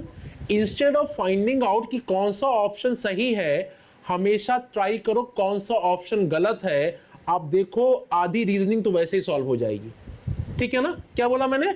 Instead of finding which option is correct, go for the which option is wrong. ये कभी मत देखो कौन सा ऑप्शन सही है, हमेशा देखो कौन सा ऑप्शन सही नहीं है, और जिस ऑप्शन को आप सही नहीं प्रूव कर सकते हो वही सही होगा। और ये आपको काम करेगा कॉम्प्रिहेंशन में बहुत ज्यादा। कॉम्प्रिहेंशन तो इसी कॉन्सेप्ट पे चलता है। आप तो खैर बहुत लोअर लेवल कर रहे हो, अगर आप आईएएस, इवन कैट, कोई सैट, मैट, कोई भी एग्जाम दे रहे हो, this will work for you. Never go for the correct answer, always go for the wrong answer, ठीक है ना? रीजनिंग में बहुत सारे क्वेश्चन ऐसे आते हैं कि ए बी के साथ, जब भी ऐसा क्वेश्चन मिल जाए आपको, ए बी के साथ नहीं जाता है, बी सी के साथ जाता है, सी डी के साथ जाना पसंद नहीं करता है। ऑलवेज जब ऐसे कोई किसी के साथ जा रहा है, किसी के साथ एक दो क्वेश्चन आ जाते हैं हर साल, हमेशा आप देखना रूल ऑफ रिजेक्शन लगता है, ठीक है? और हार्डली 5 सेकेंड में क्वेश्चन आपके हो जाते हैं, जो हम लोग क्लासों में बताते हैं कैसे करना है आपको, ठीक है? तो ये वाले क्वेश्चन आप 15 क्वेश्चन सॉल्व कर सकते हो। Hardly it will take 5 minute, not more than that. 5 minute में आपके 15 क्वेश्चन आराम से हो जाएंगे। उसके बाद आप सेकंड जा सकते हो जीएस वाले पोर्शन पे। सेकंड आप जा सकते हो जीएस के पोर्शन में। जीएस का पोर्शन, जीएस सर ने बताया होगा सबसे ज्यादा डाउन थ्रोडन कोई अगर पोर्शन है तो वो जीएस है। बच्चे के दिमाग में भर गया है कि जीएस हम लोग 15 से 20 क्वेश्चन, क्योंकि बताया ही यही जाता है। मेरा मानना है कि ये ऐसा सेक्शन है जीएस का जो एकदम ग्रे, जिसे आप अच्छे से करके you can solve it properly, आप बहुत अच्छे से कर सकते हो। और मिनिमम 30 से 30, देखो एक चीज तो आप मान के चलो कि अगर इस बार का कट ऑफ जो आपका 72% था, अगर आपकी इंटरव्यू पोस्ट नहीं है तो ये कंफर्म है कि the cut off is going to be 75%। 80 नहीं जाएगा बट 75 से 78। अगर टॉप पोस्ट की बात करो आप लोग, अभी आपको बताया जाएगा क्लास के बाद भी कौन कौन सी पोस्ट आपके लिए इंपॉर्टेंट है और कैसे आप फिल कर सकते हो उसको, ठीक है ना? वो भी एक सेशन इसी के बाद आपको 15-20 मिनट गाइड कर देंगे हम लोग। तो क्या है, अगर हम लोग बात कर रहे हैं किसकी, हम लोग बात कर रहे हैं अगर इसकी कि क्या नाम है, आपको टॉप पोस्ट चाहिए, जैसे आपको इनकम टैक्स इंस्पेक्टर हो गया, ठीक है ना? अगर ये सब पोस्ट चाहिए तो cut off can go till 80% also, कोई बहुत बड़ी बात नहीं है। और 80% आप समझ रहे हो, 80% लाने का मतलब आप टायर 1 आप लाइटली नहीं ले सकते हो। अगर आप टायर 1 लाइटली लोगे तो 100% you are not going to score 8। कितना ले आओगे भाई टायर 2 में मार्क्स? 90% तो ही ला पाओगे आप, ठीक है? मैथ्स में तब भी आ जाएगा, इंग्लिश में नहीं आ पाएगा उतना ज्यादा, ठीक है? इवन मैथ्स में ही अच्छा खासा आप नहीं ला पाओगे आप 90%। 90 question out of 100 is not easy task, ठीक है ना? मैं आपको डिमोरलाइज नहीं कर रहा हूं, आपको फैक्ट बता रहा हूं, ठीक है? तो आपको टायर 1 में अच्छा स्कोर करना पड़ेगा, और वो तभी हो पाएगा आपके साथ जब मैं तरीका, देखो एक चीज याद रखना कि सुनो सबकी करो अपने वाली, ठीक है ना? मैं जो बोल रहा हूं ब्रह्म वाक्य नहीं है, ठीक है? मैं आपको कह रहा हूं कल आपका ओपन टेस्ट हमने ऑर्गेनाइज कराया हुआ है, कल आपका ओपन टेस्ट है। मैं जो भी चीज बता रहा हूं, आप अब एक दिन में आप हीरो तो नहीं बन जाओगे, बट ये है भाई, मेरा सिंपल सा मानना है कि शक्तिमान बनने के लिए 4-5 एपिसोड लगे थे गंगाधर से, कि नहीं? गंगाधर से शक्तिमान बनने पे 4 एपिसोड लगे थे, तो आपको भी टाइम लगेगा। ऐसा नहीं कि आप एक दिन में यहां से यहां आ जाओगे, बट यस, आप कल यहां पे ओपन मॉक टेस्ट दो, और the way which I am telling just apply that way. अगर आपका स्कोर इंप्रूव होता है then go for this approach, अगर स्कोर इंप्रूव नहीं होता है तो whatever you are doing आप करते रहो। मैं एकदम सिंपल सा लॉजिक है, क्योंकि आपका नुकसान नहीं होना चाहिए। तो आपको जो भी बात हम लोग बात कर रहे हैं इसको आप कल ही अप्लाई करो। कल ही मॉक टेस्ट है हमारा, आप कल ही ओपन मॉक टेस्ट है, ओपन फॉर ऑल, ठीक है? आप उसे दो इस एग्जाम को, और देखो आपके स्कोर इंप्रूव करते हैं कि नहीं। क्योंकि अभी आपका कंटेंट इंक्रीमेंट नहीं होगा तो बहुत इंप्रूव नहीं करेगा, बट हाँ आपका जो पहले स्कोर आता था उससे आपका स्कोर बेटर हो जाएगा। तो what I am saying, out of 50 you can solve 15 question. Second आप जा सकते हो जीएस वाले पोर्शन पे। Please don't take more than 10 to 15 minute in GS portion. अगर आपने 10, इसे मान के चलो, आप मान के चलो कि my paper is for 1 hour 45 minute and my paper is 1 hour 45 minute and I have to solve 3 section. इसे कहीं दिमाग में यहां बिठा लो, समझ रहे हो अपना? इसे आप यहां कहीं पे दिमाग में एकदम डाल लो कि I have only 1 hour 45 minute. क्यों? And for 3 section. क्योंकि जीएस में अगर आपने 15 मिनट से ज्यादा लिया तो अपने पांव पर कुल्हाड़ी मारो, या फिर कुल्हाड़ी पांव मार रहे हो, ठीक है ना? Don't take more than, including the bubbles also. अब बबल करने को लेके भी इससे ज्यादा नहीं लोगे टाइम, ठीक है। तो 1 hour 45 minute for 3 section, this should be. मैं आपको बताऊं, मैं एसएससी के टॉपर से मिला था लास्ट ईयर के, ठीक है। So I just ask him कि भाई क्या था आपका, मतलब कैसे आपने किया, इतना स्कोर कैसे आया आपका। He told me only one thing कि सर जब भी मैं मॉक पेपर देता था तो मेरी प्रैक्टिस ऐसी थी कि मैं जैसे 40 सेकंड हुआ किसी क्वेश्चन पे, या तो क्वेश्चन नेक्स्ट 10 सेकंड में 15 सेकंड में सॉल्व हो जाएगा, या तो मैं 20 सेकंड 25 सेकंड में क्वेश्चन को छोड़ देता था कि भाई अब मुझसे नहीं हो पा रहा है। I am not telling you कि आप आधे प्रोसीजर पे आगे क्वेश्चन छोड़ दो। आई एम टेलिंग अगर 25 सेकंड के बाद भी क्वेश्चन क्लिक नहीं हो रहा है, ठीक है ना, बच्चा लेके बैठा रहता है, अब आपका उसका क्वेश्चन है, क्या नाम है, ज्योमेट्री क्वेश्चन है, बच्चा फिगर नहीं बना पा रहा है, पर उस पर टाइम वेस्ट किया जा रहा है। ठीक है, वेस्ट करो पर लास्ट में करो, अगर आपके पास टाइम बचा हुआ है तो डोंट वेस्ट। तो उसने ये कहा कि सर मैंने केवल एक ही प्रैक्टिस की थी, I am not taking more than 20 second पर क्वेश्चन, अगर मतलब मिनिमम में डिसाइड करता था। सबसे बड़ा डिलेमा होता है कि क्या करें, क्वेश्चन करें कि ना करें, क्वेश्चन करें कि ना करें। मैं आपसे यही कह रहा हूं, आप 20 सेकंड के बाद छोड़ दो क्वेश्चन को। अगर 20 सेकंड में क्लिक नहीं हो रहा, फिगर नहीं बन पा रहे हैं आपसे, आप उस क्वेश्चन को छोड़ दो, आप उस क्वेश्चन में आगे ही मत बढ़ो, ठीक है ना। और आप करके देखो इस चीज को, ठीक है, और आप देखो आपकी एफिशिएंसी बढ़ जाएगी, 100% आपकी एफिशिएंसी बढ़ जाएगी, ठीक है। तो never take more than 20 second पर question, first thing, and never take more than 15 minute for the GS portion. तो आपके पास जो ये 15 मिनट है, मान लो मिनिमम मानता हूं मैं, आपने 15 to 20 क्वेश्चन यहां पे कर दिए, ठीक है। You will take suppose 10 minutes, यहां पे आपने 10 मिनट्स लिया, ठीक है। टोटल कितना आ गया, 20 मिनट्स हो गए। क्वेश्चन कितने हो गए आपके पास, 30-35 क्वेश्चन हो गए। अब मैं आपको एक सजेशन ये भी दूंगा कि प्लीज आपका 10 या फिर मान लो 1 मिनट लगेगा, count number of question you have done after 20 minute. आप 20 मिनट के बाद अपने OMR में काउंट भी कर लो कि मैंने कितने क्वेश्चन कर लिए हैं। क्यों मैं ऐसा बोल रहा हूं, क्योंकि that will boost your confidence level from here to here. Are you getting my point not? देखो, अगर आपने मान लो काउंट किया 20 मिनट के बाद कि आपके करीबन 35 क्वेश्चन हो गए हैं, 100% वो आपको साइकोलॉजिकली बहुत बड़ा इंपैक्ट देगा।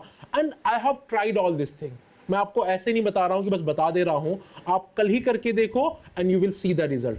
20 मिनट के बाद आप 100% काउंट करो how many question I have done, and आप देखोगे कि जब आपने 35 या 40 क्वेश्चन कर चुके होंगे, किसको, रीजनिंग और जीएस मिला के, अपना कॉन्फिडेंस देखना आप, ठीक है ना। और एक बार आपका कॉन्फिडेंस एग्जाम में बूस्ट हुआ ना, फिर आप 100% कर जाओगे। और सेकेंड चीज, after 1 hour give a pause for 1 minute. आप 1 मिनट का पॉज दो। हाँ, मैं आपसे पॉज देने को बोल रहा हूं, छोड़ दो पेपर 1 मिनट के लिए, ठीक है ना। गिव अ पॉज, क्योंकि बच्चा क्या एकदम बस घुसता है ना, तो उसको लगता है कि जंग चल रही, बस 2 घंटे में पेपर खत्म कर देना है। सर अगर स्ट्रेटजी से नहीं जाओगे ना, तो 2 घंटा क्या मैं 10 घंटा भी दे दूं, आप उसी में घूमते रहोगे, पेपर नहीं सॉल्व कर पाओगे। तो what you will do, after 1 hour just give one, not more than 1 minute, 1 minute pause. अब ऐसा नहीं सर ने बोला है तो पेन छोड़ दिया, आंख बंद करके सो गया, ऐसा नहीं करना है। मतलब just give a pause to yourself. Again you can remember like this, yes I can do it, I can solve the paper. देखो है बहुत छोटी चीज है, just apply it, it will work, 100% work. आप 1 मिनट के बाद अपने आप को पॉज दो और कोशिश करो कि मैं इस चीज को कर सकता हूं। तो ये 2 चीजें आप करके देखो। पहली चीज क्या, कि सबसे पहले सिटर सॉल्व करो। सेकेंड चीज, after 20 minute count the number of question, and after 1 hour give a pause, ठीक है। सेकेंड चीज, सबसे पहले किसी भी पोर्शन में सिटर्स ही करो। आप इंग्लिश के पोर्शन में गए तो सबसे पहले मान लो इंग्लिश का क्वेश्चन है 151 to 200, तो कभी भी प्लीज, कभी भी डायरेक्ट ऐसे मत जाओ कि यहां से स्टार्ट किया और बस पहुंच गए 151 से 200। आप जंप करते हुए जाओ, कभी भी आपका एक्स्ट्रा टाइम ले। आप क्या करो, 151 पे स्टार्ट करो और देखो जो क्वेश्चन आपको बिना पेन पेंसिल के सॉल्व हो जा रहा है, बिना पढ़े सॉल्व हो जा रहा है, जैसे आपके 1 वर्ड सब्स्टिट्यूशन, सिनोनिम्स, एंटोनिम्स, ठीक है ना, और क्या आता है, इडियम्स एंड फ्रेजेस भी आते हैं, ठीक है ना।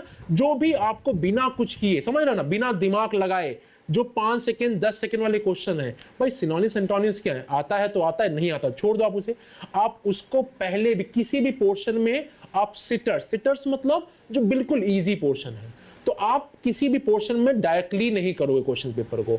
आप सबसे पहले सबसे इजी से स्टार्ट करो और एक बार पूरा पेपर यहां से यहां कर लो, उसके बाद आप डिसाइड करो। Even you can do some coding also. Coding means अगर आपके एक रेड पेन रखी हुई है आपने, आप जब पहली बार में जा रहे हो उस पेपर के थ्रू तो आप मार्क करते हो। जैसे मान लो कोई क्वेश्चन आपको लग गया कि टफ है, मुझे नहीं आता, जैसे मान लो आप पढ़ के नहीं गए हो एक्टिव पैसिव, एंड टायर 2 में आपका एक्टिव पैसिव जनरली आता है, टायर 1 में नहीं आता, कई बार पूछ भी लेता है, कोई वो रूल नहीं है, बट टायर 1 में नहीं आता है। सपोज आपके दिमाग में है कि मैंने एक्टिव पैसिव नहीं पढ़ा हुआ है, ठीक है, आप जब पहले गो में जा रहे हो तभी वहीं पे उस क्वेश्चन को कट कर दो कि भाई मैं इस क्वेश्चन को मुझे छूना ही नहीं क्योंकि मैं कर ही नहीं पाऊंगा। Are you getting my point और नॉट? अगर आप पढ़ के ही नहीं गए हो तो आप चाहो तो इस तरह कुछ कोडिंग भी कर सकते हो, but generally in the first attempt don't go for all the question, go for only seaters. और ये आप हर सेक्शन में करोगे। आप पहले मैथ्स में कर लो, रीजनिंग में कर लो, इंग्लिश में कर लो, जीएस में कर लो, मैं आपको गारंटी देता हूं आप कम से कम 80 से 90 क्वेश्चन पे होगे, ठीक है ना। प्रॉब्लम कहां पे आती है, आप लोग टफ वाले से भिड़ जाते हो, फिर आपका कुछ भी नहीं हो पाता, ना सिंपल वाला हो पाता है ना टफ वाला हो पाता है। आप कल करके देखो, केवल सिटर्स करके देखो, आप देखो इस पोर्शन को बहुत बढ़िया कर जाओगे, ठीक है। ओके, उसके बाद मैं थोड़ा सा बात करूंगा आपसे, जैसे मैथ्स पोर्शन है। सो मैथ्स में कुछ पोर्शन ऐसे, कुछ क्वेश्चन ऐसे जो हर साल आते हैं, और मैं कुछ कुछ आपको ट्रिक्स भी बता दे रहा हूं जिससे आप आसानी से सॉल्व कर सकते हो। अगर एक शीट भी होगी मैथ्स और रीजनिंग की, ठीक है। अभी जैसे हम लोग बात करें, आप एक परसेंटेज में क्वेश्चन देखो, एक आपका क्वेश्चन जरूर आता है हर साल कि अगर किसी आयत की लंबाई में 10% की वृद्धि कर दी और चौड़ाई में 20% की कमी कर दी तो उसके क्षेत्रफल पे क्या फर्क पड़ेगा, ठीक है। If the like a side of if the length of a rectangle is increased by 10% and breadth is decreased by 20%, what is the change in the area? ये क्वेश्चन आता है हर साल, ऑलमोस्ट हर साल आता है। तो कितना 22% की नहीं, 22 नहीं आएगा आंसर, 12% क्या कमी। देखो हाँ, यहां पे दो तीन चीजें हैं, देखो सिंपल है एकदम। ये आपका क्षेत्रफल क्या होता है या फिर आपका एरिया क्या होता है, area is equal to length into breadth. ये आपका सक्सेसिव इंक्रीमेंट और डिक्रीमेंट का कॉन्सेप्ट लगता है। यहां पे कुछ नहीं करना आपको, एरिया को आप 100 मानो, अब जो बोलता है यार अब ऐसे करते जाओ। देखो कोई भी नंबर दिया है, मान लो कोई भी मुझे नंबर दिया है 10%, अगर इस नंबर का निकालना है तो इसके इकाई के अंक के बाद आफ्टर यूनिट प्लेस आप डेसिमल लग दो। 10% कितना होगा इसका 14.5, ये आप कर लो, ठीक है। कोई भी नंबर दिया, मान लो 120 दिया है, 10% of this number will be 12, ठीक है ना। तो अब इसमें क्या बोलना है आपको कि सबसे पहले 10% का इंक्रीमेंट होता है। अगर मैं 10% का इंक्रीमेंट, ऑलवेज रिमेंबर, जब भी आपको इंक्रीमेंट मिल जाए, प्रॉफिट मिल जाए, इंक्रीज मिल जाए, इसका मतलब होता है एडिशन, जोड़ रहे हो आप कुछ। जब भी आपको डिक्रीमेंट मिल जाए, डिक्रीज मिल जाए, लॉस मिल जाए, इसका मतलब क्या होता है निगेटिव, ठीक है। अब 10% का इंक्रीमेंट है, मतलब आप इसका 10% निकालोगे और इसमें ऐड कर दोगे, कितना हो गया 110। अब इसमें 20% का डिक्रीमेंट हो रहा है, 20% का डिक्रीमेंट करूंगा मैं तो 10 कितना हुआ 11, 20 कितना हुआ 22, तो 22 का माइनस शुरू कितना हो जाएगा ये 88। Anything was 100, now it's become 88। कितने का चेंज आया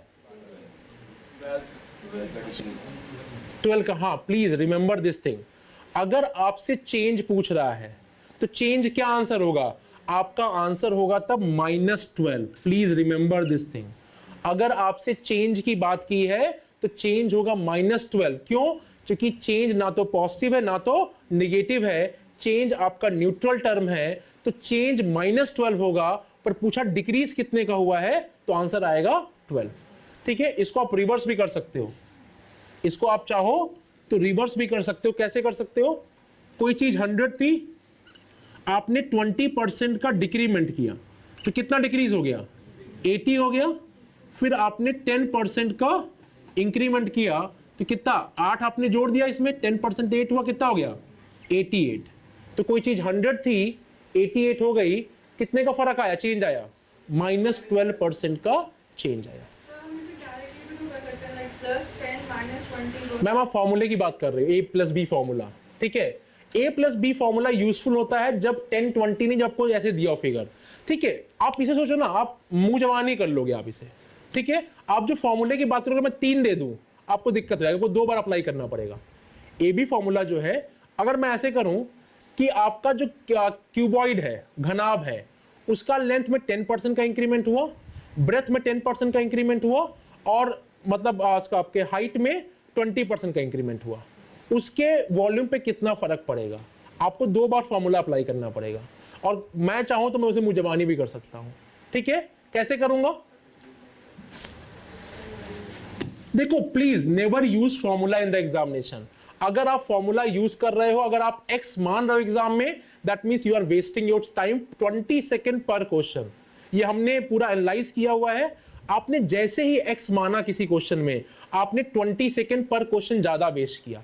मैंने क्वेश्चन क्या बोला कि क्यूबॉइड है, क्यूबॉइड का वॉल्यूम कितना होता है आपका? Length into breadth into height. यहां पे आपका 10% का इंक्रीमेंट हुआ, यहां पे 10% का डिक्रीमेंट हुआ, और यहां पे फिर से 10% का इंक्रीमेंट हुआ हाइट में। अब बताओ इसके वॉल्यूम पे कितना इंपैक्ट आएगा? आप कह रहे हो ए बी फॉर्मूला अप्लाई करें, अप्लाई कर सकते हैं। मैं कह रहा हूं मुंह जबानी करो, आप कोई फॉर्मूला छूना ही नहीं आपको। ठीक है, इसको आप वॉल्यूम क्या मानोगे आप? 100। 10% का इंक्रीमेंट क्या किसी चीज में कितनी हो गई? वो 110 हो गई। अब 110 में 10% का डिक्रीमेंट कर दो, कितना हो गया? 11 कम कर दो, 99 हो गया। अब 99 में फिर से 10% का इंक्रीमेंट कर दो, कितना हो गया? 9.9 उसमें ऐड कर दो, कितना हो गया? 108.9। तो कितने का इंक्रीमेंट हो गया? 8.9% का इंक्रीमेंट हो गया। Are you getting my point? So no, आप लगाओ फॉर्मूला। देखो प्रॉब्लम क्या है, मैं आपसे फिर से कहूंगा, paper is not for 5 hour. अगर आपको 5 घंटे दे दूं मैं ना, तो anybody can solve the paper, but the problem is you have to solve the paper in 2 hours. ठीक है, तो मिनिमाइज दिस पेन यूज, मतलब ये मार्कर नहीं ले आओगे आप, बट हाँ जो आपके पास पेन होगी, minimize the use of that pen in the examination, then only you are going to crack the examination, otherwise is become very much difficult. ठीक है ना? तो ये क्वेश्चन मुझे जवानी हुआ कि नहीं हुआ? अब कुछ भी दे दे आपको, मैं कह रहा हूं कुछ भी दे दे आपको यहां पे ना, हाँ, बट ए बी फॉर्मूला भी यूजफुल है। अगर मैं आपको ऐसे बोल दूं कि यहां पे 7% का इंक्रीमेंट हुआ, यहां पे 13 का हुआ, और यहां पे मैंने 19% का किया, अब मैं फेल हो जाऊंगा। अब मैं फेल हो जाऊंगा। क्यों फेल हो जाऊंगा? क्योंकि अब बहुत डिफिकल्ट हो जाएगा। ठीक है, बट हाँ ऐसे पेपर में एग्जाम में नहीं आता है। तो यहां पे लोग क्या करते हैं, सेफेस्ट साइड लेके चलते हैं, और वो हर क्वेश्चन में बता देते हैं ए बी फॉर्मूला लगाओ, पर हर क्वेश्चन ए बी फॉर्मूला का नहीं है। हर क्वेश्चन मुंह जबानी है। हाँ, कुछ क्वेश्चन है जो कि ए बी फॉर्मूला का है। एक ये वाला क्वेश्चन, तो यहां पे आप ये हो जाएगा। सेकेंड आपका ये देखो, आपसे ऐसे पूछता है कि अगर मान लो एरिया दिया हुआ है लेंथ इंटू ब्रेथ, अगर मैंने लेंथ में 37.5% का इंक्रीमेंट कर दिया, ठीक है, या सपोज डिक्रीमेंट कर दिया, डिक्रीमेंट कर रहा हूं, तो ब्रेथ में कितने का इंक्रीमेंट करना पड़ेगा कि एरिया रिमेन सेम? क्या बोला मैंने आपको? If the length of rectangle, किसी आयत की लंबाई में 37.5% का कमी कर दी गई, तो उसके ब्रेथ में कितने का इंक्रीमेंट कर दिया जाए जिससे आपका एरिया सेम रहे? What is the answer? इतना टाइम लगेगा इसमें? Hardly the 1 second question sir, बता रहा हूं मैं आपको। ओके, ये 1 सेकेंड का भी क्वेश्चन नहीं है। आप देखते ही मार्क करो। कैसे? देखो, आपको बस क्या है, परसेंटेज रेशियो में पता नहीं कैसे चेंज होता है, और वो हम लोग हर क्लास में करते हैं। Like 1/2, 1/2 means what? 50%। कैसे? ये हुआ आपका 50/100, परसेंट मीन्स 100, तो 1/2 हो गया। सिमिलरली आपका 1/8 होता है कितना? 12.5%। I hope you remember this thing. तो सिमिलरली अगर मैं दोनों तरफ 3 से मल्टीप्लाई कर दूं, कितना आएगा? 3/8 इज इक्वल टू 37.5%। ये क्लियर है आपको? मतलब अब देखो, आपने कितने का डिक्रीमेंट किया यहां पे? 3/8 का डिक्रीमेंट किया। मतलब एक वैल्यू में अगर मैं इसको मान लू न्यूमरेटर अंश अपॉन डिनोमिनेटर हर, ठीक है, अगर मैं इसको इस फॉर्म में लिख दूं, अगर ये वैल्यू आपकी पहली वाली डिक्रीज हो रही है, तो दूसरी वैल्यू मेरी इंक्रीज होगी n upon d minus n से। जो भी न्यूमरेटर में है उसको आप डिनोमिनेटर में माइनस कर दो। तो अगर ये 3/8 से डिक्रीज हो रही है, तो दूसरी वैल्यू 3/8 माइनस 3, दैट मीन्स 3/5 से इंक्रीज होगी। हाँ, 1/5 कितना होता है? 20%। तो 3/5 कितना होगा? 60। कितना समय लेगा ये? 5 सेकेंड। और व्हाट भाई, आप पढ़ते ही मारोगे। अगर मैं कहूं 37.5% का डिक्रीमेंट है, दैट मीन्स व्हाट? 3/8 का डिक्रीमेंट है, पहला डिक्रीज है तो अंश को हर में घटा दो, आप जो भी न्यूमरेटर में दिया है उसको डिनोमिनेटर में घटा दो। तो अगर 3/8 का डिक्रीमेंट है तो 3/8 - 3 का इंक्रीमेंट होगा। ठीक है, कुछ भी कर लो। अब आप यहां पे मान लो मैं कहूं यहां पे 40% का लेंथ में डिक्रीज हुआ, तो 40% मतलब कितना हो गया, 2/5 का डिक्रीमेंट हुआ, तो इंक्रीमेंट कितने का होगा, 2/3। 1/3 कितना होता है, 33.33, दैट मींस 66.66 का इंक्रीमेंट। अब यहां पे लोग फॉर्मूले बताते हैं इसके लिए, ठीक है ना। No need of any formula, you can directly hit this question and within 5 second आप आंसर निकाल सकते हो। अगेन मैं आपसे कह रहा हूं, इस competition is not a university examination where after getting 70% marks you will be sure कि आपका हो जाएगा, नहीं होगा। हो सकता हो 74 पे भी ना हो सकता हो 75 पे भी आपको कुछ ना मिले, ठीक है ना। तो इट्स नॉट अबाउट कि आपको 70 75, इट्स ऑल अबाउट आप दूसरे से कितने ज्यादा बेहतर हो, ठीक है ना, आप दूसरे से कितना अच्छा कर रहे हो। If I am giving the examination I am also a competitor, if any other faculty is giving the examination is a competition sir, ठीक है ना। तो आपको उसके अकॉर्डिंग काम करना है। अच्छा, सेकेंड केस मान लो मैं इंक्रीमेंट करूं, तो अगर मैं कहूं कि लेंथ में 40% का इंक्रीमेंट हो रहा है, तो ब्रेथ में कितने का डिक्रीमेंट कर दूं जिससे आपका एरिया बराबर रहे, ठीक है ना। तो क्या करेंगे, 40% का, अब देखो जब इंक्रीमेंट होगा मतलब n/d का इंक्रीमेंट हुई पहली वैल्यू में, तो दूसरे में क्या होगा, जो भी जब इंक्रीमेंट हो रहा है तो इसके बेस को आप बढ़ा दो, इसके बेस को आप बढ़ा दो। तो अगर ये 2/5 से बढ़ा तो ये 2/7 से घटेगा। 1/7 कितना होता है, 14 7 दूनी 14, 14 दूना 28, तो 1/7 होता है आपका 14.28, ठीक है। तो ये 2/7 कितना होगा, 28.56। हाँ, पर आपको समझना लगाना कहां है, क्योंकि आधी नॉलेज जो है आतंकवाद के समान होती है, पता ही नहीं पता आपको ये मालूम चल गया लगाना कहां पे है, तभी आप समझो इस चीज को। वरना अगर आपको पता ही नहीं चला लगाना कहां पे, प्रॉब्लम क्या होगी, फिर आप नहीं कर पाओगे एग्जाम में उसको, ठीक है ना। ओके, देखो मैं क्या बता रहा हूं आपको, कहां लगाओगे आप, जब भी कोई चीज ऐसे दे रखी है, दो चीज आपके गुणे में दे रखी है और ये तीसरे के बराबर है, आपसे कह रहा है कि लेंथ में कितने का इंक्रीमेंट करें या कितने का डिक्रीमेंट करें, और या ऐसे पूछे आपको लेंथ में मान लो 20% का इंक्रीमेंट हो गया और ब्रेथ में कितने का डिक्रीज कर दें। क्योंकि देखो है क्या कॉन्सेप्ट आपका, ये मार्कर मेरे हाथ में है, इस मार्कर की मैंने हाइट बढ़ा दी, अगर मुझे फिर से वही पुराने हाइट पे आना है तो क्या करना होगा, इस वैल्यू को अब डिक्रीज करना हो कि नहीं करना होगा। तो अगर पहली वैल्यू इंक्रीज हुई और इसको मुझे अगर बराबर रखना, एरिया को रिमेन सेम रखना है, तो इसे क्या करना होगा, मुझे डिक्रीज करना हो कि नहीं करना होगा। Are you getting my point और नॉट। तो अगर पहली वैल्यू बढ़ रही है तो 100% दूसरी वैल्यू घटेगी, तभी एरिया बराबर रहेगा।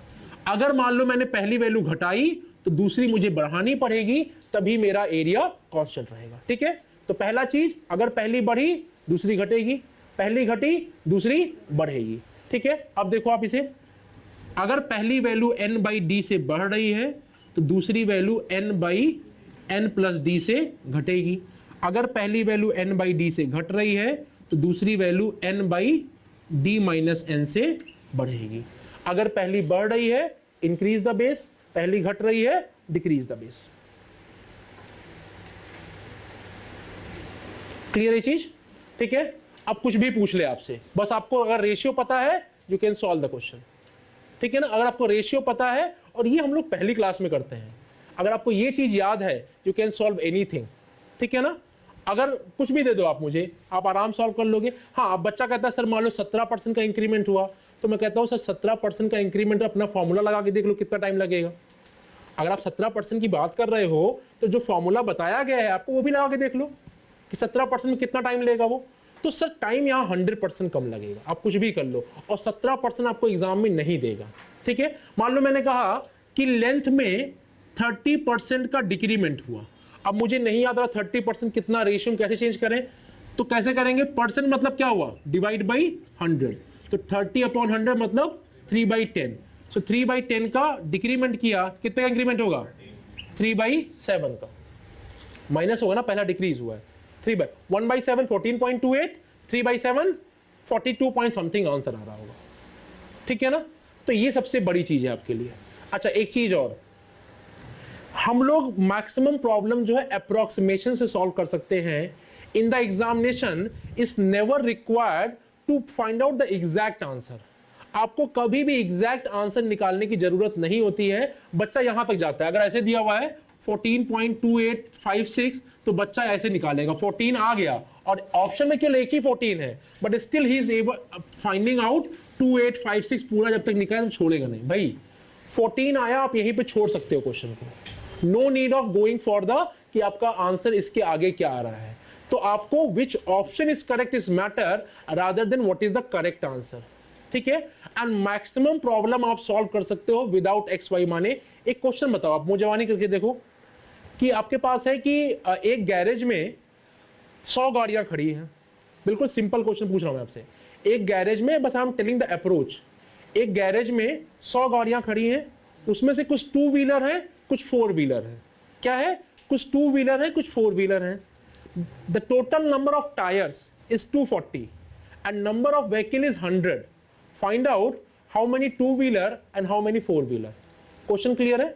एक गैरेज में कुछ 2 व्हीलर है, कुछ 4 व्हीलर है, और नंबर ऑफ टायर जब मैंने काउंट किया तो 240 आ रहा था, ठीक है। और जब मैंने नंबर ऑफ क्या नाम है गाड़ियां काउंट की तो 100 आ रही थी। अब कितनी 2 व्हीलर है, कितनी 4 व्हीलर है?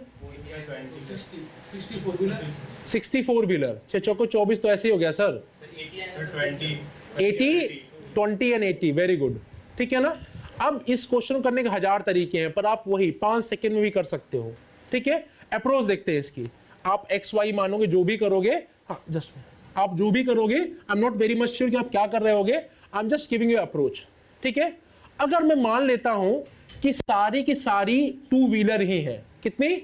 सारी की सारी गाड़ियां क्या 2 व्हीलर है, तो आप मुझे बताओ अगर सारी की सारी गाड़ियां 2 व्हीलर है तो कितने पहिए होने चाहिए थे? 200 पहिए होने चाहिए थे कि नहीं होने चाहिए थे? अगर सब के सब 2 व्हीलर है तो कितने पहिए होंगे? 200। बट कितने पहिए टोटल है? टायर्स कितने हैं? 240। तो 40 एक्स्ट्रा टायर है। तो आप मुझे बताओ कि उन 40 एक्स्ट्रा टायर को मिलाकर मैं कितने 4 व्हीलर बना सकता हूं? 10। No, already we have count 2। मुझे कितने मिलाने हैं यहां पे टायर? मुझे केवल 2 ही टायर तो मिलाने हैं, 2 तो पहले से ले चुका हूं मैं। तो मैं कितने टायर यहां बताओ 4 व्हीलर कितने बन पाएंगे 40 टायर से? 24 व्हीलर बन पाएंगे, नहीं बन पाएंगे? तो 24 व्हीलर हो गए और आपके 82 व्हीलर हो गए। काफी लोगों को समझ में नहीं आया होगा ये, फिर से रिपीट करता हूं मैं। देखो हमने क्या माना, हमने माना कि सारे के सारे केवल 2 व्हीलर थे, ठीक है। तो 2 व्हीलर ऐसे करके कितने 100 गाड़ियां हैं, तो कितने टायर होने चाहिए थे? 200 टायर आपके होने चाहिए थे। यहां तक क्लियर है? पर अभी है कितने टायर? 240 टायर हैं, तो 40 टायर एक्स्ट्रा हैं। तो हम तो 2 पहले काउंट कर चुके हैं ना। अब मैं इसमें एक गाड़ी में कितने टायर और मिला दूं कि 4 व्हीलर बन जाएगा? 2 टायर मिलाने मुझे, मतलब पर गाड़ी मुझे 2 टायर और मिलाने हैं, पर गाड़ी मुझे 2 टायर और मिलाने हैं। तो मतलब मैं ऐसे 40 टायर है मेरे पास, तो मैं 20 गाड़ियों में मिलाऊंगा कि नहीं मिलाऊंगा? मतलब 20 मेरे पास 4 व्हीलर है और बाकी मेरे पास 2 व्हीलर है। आप लगाना कोई पेन पेंसिल कोई एक्स, ये तो बहुत सिंपल क्वेश्चन था। अगर मैं डिफिकल्ट भी कर दूं इसको ना, तो विदाउट एक्स वाई जेड आप इस अप्रोच पे 100% मतलब विदाउट एनी पेन पेंसिल आप प्रॉब्लम को सॉल्व कर सकते हो। तो सर बिल्कुल ये एक ही कॉन्सेप्ट है, अप्रोच क्या होगी आपकी। अगर आपकी अप्रोच राइट है तो एनीथिंग इज पॉसिबल, ठीक है ना। ज्यादा समय नहीं लेता हूं मैं आपका, बाकी वेट फॉर सम टाइम, क्योंकि और भी आपके सेशन है। आप अगर चाहो तो हम लोग क्लास के बाद भी डिस्कस कर सकते हैं चीजों को। वैसे काफी चीजें थी मेरे पास, बट हम लोग ठीक है बात करेंगे, 1 to 1 बात कर सकता हूं मैं आपसे। Just wait for. कितने लोग टेस्ट सीरीज अटेंड कर रहे हैं? ऑलरेडी टेस्ट दिया हुआ है, कहीं भी दे रहे हो, कहीं भी दे रहे हो, कर रहे हो, टेस्ट दिया है। कितने लोगों ने एसएससी अटेम्प्ट किया है? पेपर इस साल जो हुआ था आप लोगों ने दिया है? फर्स्ट अटेम्प्ट था? अच्छा, कैसा चल रहा है टेस्ट सीरीज में? स्कोर कैसा आ रहा है? अराउंड कितना आ रहा है? 120 आ रहा है? चलो अच्छा है। देखिए 2 चैलेंज होते हैं जो ये फाइंड करते हैं बच्चे। एक होते हैं जो स्टार्टर्स होते हैं, ठीक है, अभी स्टार्ट ही किया है, बहुत ज़्यादा टच में नहीं है, मैथ्स से टच में नहीं है, इंग्लिश भूल गए, तो उनका तो होता है सबसे पहले चैलेंज कि स्कोर 60-70 पे अटका है, 80 पे आ रहा है, 100 भी नहीं क्रॉस हो रहा, उसके देख के जाना ऊपर। एक भी चैलेंज, सेकंड चैलेंज आएगा जब भी आप प्रिपरेशन में, सबको ये चैलेंज फेस करना पड़ता है। कुछ लोग जल्दी पास आउट हो जाते हैं, कुछ लोग थोड़ा अटकते हैं। एक होता है फिर कि आपका स्कोर अटक जाएगा एक जगह ना, स्टेबल हो जाएगा, प्लेट्यूड हो जाएगा, उसको फिर बढ़ाना कि सब कुछ पढ़ लिया, सारे चैप्टर आते हैं, सारे क्वेश्चन में जो कॉन्सेप्ट सीख चुका हूँ, पर स्कोर नहीं बढ़ रहा। दो चैलेंज हम लोग फेस करते हैं, ठीक है। मैंने कैट की प्रिपरेशन की थी तो ये सारे चैलेंज मेरे सामने भी आए थे, सबके सामने आते हैं, एसएससी दो, कैट दो, यूपीएससी दो, ठीक है। तो आज के सेशन में मैं उसको इकट्ठा करूंगा, ठीक है। टेस्टिस दे रहे हो पर उसका यूज़ कैसे करना है, जैसे कि कार खरीद ली, सब कुछ कर लिया, पर कार चलानी कैसे है वो बहुत जरूरी होता है, ठीक है। क्योंकि हमें कई बार प्रोडक्ट ले लेते हैं, एप्पल का ले लिया, आईफोन, पर उसके फीचर्स ही नहीं पता होते, इसलिए क्योंकि सब दोस्तों के लिए हमने भी ले लिया। टेस्टिस लगानी है पर उसका यूज़ करना भी आना चाहिए, ठीक है। तो उसको देखते हैं इसमें। पहला एकदम बेसिक से स्टार्ट करूंगा, कैसे पढ़ाई करनी है, ठीक है। अगर आप अभी स्टार्ट कर रहे हो, स्टार्टिंग या स्टार्टर्स के लिए सब ये चीज़ हर जगह बोलते हैं, हर एक टीचर बोलेगा, अंडरस्टैंड द बेसिक्स, ठीक है। बेसिक्स पे सबसे पहले आपको पकड़ बनानी है।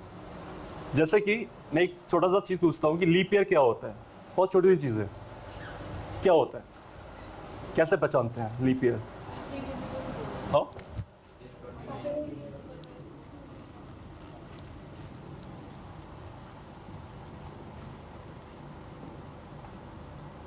इसमें से कौन कौन सा लीप ईयर है? 1998 लीप ईयर है? लीप ईयर है, क्यों नहीं है? क्योंकि लास्ट की दो डिजिट 4 से डिवाइड नहीं होती, ठीक है। डिवाइड तो होती है पर पॉइंट्स में आएगा आंसर, ठीक है। ये लीप ईयर है, क्यों? 4 से डिवाइड पूरा होता है, ठीक है। इनमें बताओ कौन सा लीप ईयर है, कौन सा नहीं है? 190 लीप ईयर है। 1900 लीप ईयर है और 2000 नहीं है, पक्का? तो सेंचुरी ईयर देखो ये वही बता रहा हूं, सबसे पहले क्या करना है, हमें कॉन्सेप्ट हमारे क्लियर होने चाहिए। क्लास में यही होता है, अभी जो आपका फोकस रहेगा, स्टार्ट करो प्रिपरेशन, कॉन्सेप्ट क्लियर करो, ठीक है। अभी स्पीड पे मत जाओ, पहले चीज़ पक्की कर लो, ठीक है। जैसे क्रिकेट में सिखाते हैं शॉट्स खेलना, सचिन तेंदुलकर सीधे नहीं बनते, आप पहले बैट पकड़ना सीखते हैं, ठीक है। तो बेसिक सीखो, ये लीप ईयर है, ये लीप ईयर नहीं है। सेंचुरियस में 400 से डिवाइड होता है, वो लीप ईयर होता है, ठीक है। जो 400 से डिवाइड नहीं होता वो लीप ईयर नहीं होता। एग्जाम्पल लिया था, आपको बस कॉन्सेप्ट समझाना था कि कॉन्सेप्ट पहले क्लियर कर लो, ठीक है। शॉर्टकट्स का बहुत जमाना चल रहा है एसएससी में, खासतौर से फॉर्मूलेज सब याद करते हैं। अब हर फॉर्मूले की लिमिट होती है, हर फॉर्मूले के एक्सेप्शन होते हैं। तो ये पता, फॉर्मूला यूज़ कर रहे हो तो बहुत जरूरी है कि पता करो फॉर्मूला कहाँ लग सकता है, कहाँ नहीं लग सकता है। कैलेंडर का फॉर्मूला होता है ऐसे, वो किस साल से किस साल तक लग सकता है। लीप ईयर में थोड़ा चेंज हो जाता है, वो पर पता होना चाहिए, जो ना आधी नॉलेज बहुत खतरनाक होती है, वो चीज़ हो जाती है। वरना आगे बढ़ते हैं, प्रैक्टिस। प्रैक्टिस सबसे इंपॉर्टेंट चीज़ है, खासतौर से रीजनिंग में और क्वांट में। जीएस और इंग्लिश ऐसा है कि एक हफ्ते में अगर 2 दिन भी पढ़ोगे ना, 4 दिन नहीं पढ़ा तो इतना असर नहीं पड़ता है। पर क्वांट और रीजनिंग में रोज आधे घंटे चाहे 1 घंटे करो, रीजनिंग 2 घंटे करो, क्वांट पर प्रैक्टिस रोज करना। जैसे जिमिंग करते हैं ना, जिम आप जब जाते हो तो ऐसा कोई नहीं बोलता आपसे कि 3 दिन आना और 2-2 घंटे प्रैक्टिस कर लेना और 3 दिन छुट्टी कर लो। वो बोलता है 1 घंटे आओ और 6 दिन लगातार रहो और संडे को आपको छुट्टी रहेगी। कुछ चीज़ें होती है जो ग्रेजुअली, हर चीज़ का पढ़ने का साइंटिफिक तरीका अलग होता है, ठीक है। क्वांट और रीजनिंग का तरीका है रेगुलरिटी। रेगुलरली आपको करना पड़ेगा, तब जाके एक टॉपिक को एक हफ्ते में एक टॉपिक उठाओ और उसे फोकस करो। रीजनिंग में 2 उठा सकते हो, रीजनिंग में इतना टफ नहीं होता एसएससी में एटलीस्ट। यहाँ पे थोड़ा जिमिंग की तरह रेगुलरिटी बहुत जरूरी है, ठीक है। 6-7 घंटे क्लास के अलावा आप जितना दोगे, आप सोचते हो कि क्लास जितना है उतना काफ़ी है, तो कंपटीशन है। और एक बच्चा है जो सीरियस है, वो घर के क्लास के बाद भी जाके पढ़ता है 6-7 घंटे, 10 घंटे पढ़ता है। आप नहीं पढ़ते हो तो बताओ किसका सिलेक्शन होगा? सिंपल सी बात है, कट थ्रोट कंपटीशन है, यहाँ पे कोई स्कूल का एग्जाम नहीं है जो पास करना है, ठीक है। चलो, एक तो स्टार्टिंग के लिए है, स्टार्टिंग में इस पर इतना ध्यान दो, बेसिक्स क्लियर करो और कंटिन्यूटी अपना पढ़ाई करो, ठीक है। इतना ध्यान रखना है। असली बात खेल शुरू होता है जब आप एक बार सारा कोर्स कर लोगे, 3-4 महीने हो जाएंगे, क्लासेस कंप्लीट हो गई हैं, टेस्ट्स भी थोड़ी बार लगा ली एक बार, ठीक है। उसके बाद असली खेल स्टार्ट होगा। तो बाद में क्या करना है, अब थोड़ा स्मार्ट बनने की जरूरत है, ठीक है। मेरे ख्याल से काफ़ी लोग 3-4 महीने तो हो ही गए होंगे सबको पढ़ते हुए, ज़्यादातर लोगों को। आप इस स्टेज पे हो फिर, ठीक है। थ्योरी पार्ट कॉन्सेप्ट काफ़ी कुछ क्लियर हो गए। अब समय आ रहा है कि थ्योरी पार्ट थोड़ा कम होता जाएगा, काफ़ी कुछ पता है, क्वेश्चन की प्रैक्टिस वाला समय ज़्यादा होता जाएगा। पहले अगर आप 2 घंटे प्रैक्टिस करते थे, 3 घंटे थ्योरी पढ़ते थे, अब थ्योरी कम कर जाओ और क्वेश्चन को प्रैक्टिस वाला पार्ट बढ़ाते जाओ, ठीक है। जीएस में नहीं हो सकता, जीएस में तो पढ़ना ही है। एग्जाम पैटर्न को पहचानना स्टार्ट करो, प्रीवियस ईयर पेपर उठा लो पिछले 2 साल के, उसका पैटर्न एसएससी में खासतौर से बहुत ही फिक्स होता है। पैटर्न देखो किस एरिया से ज़्यादा क्वेश्चन आ रहे हैं, कहाँ मुझे ज़्यादा फोकस करना है, सबसे पहले तो अपने इसको पहचानो। उसके बाद मेटा डेटा, पता है मेटा डेटा क्या होता है? डेटा अबाउट डेटा, इंफॉर्मेशन के बारे में इंफॉर्मेशन, आपको कितनी नॉलेज आपने गेन की उसके बारे में नॉलेज। अब ये समय आ गया कि आपको खुद पता हो कि मुझे कितना पता है और मुझे क्या नहीं पता है, ठीक है। अब ये चीज़ों पे फोकस करने का समय आ चुका है, मैं बताऊंगा आगे कैसे करना है।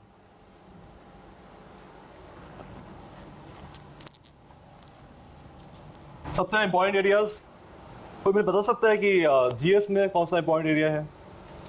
किसी ने किया है अब तक, पेपर उठाया है, कुछ ऐसा करने की कोशिश की है कि किस एरिया से ज़्यादा क्वेश्चन आ रहे हैं?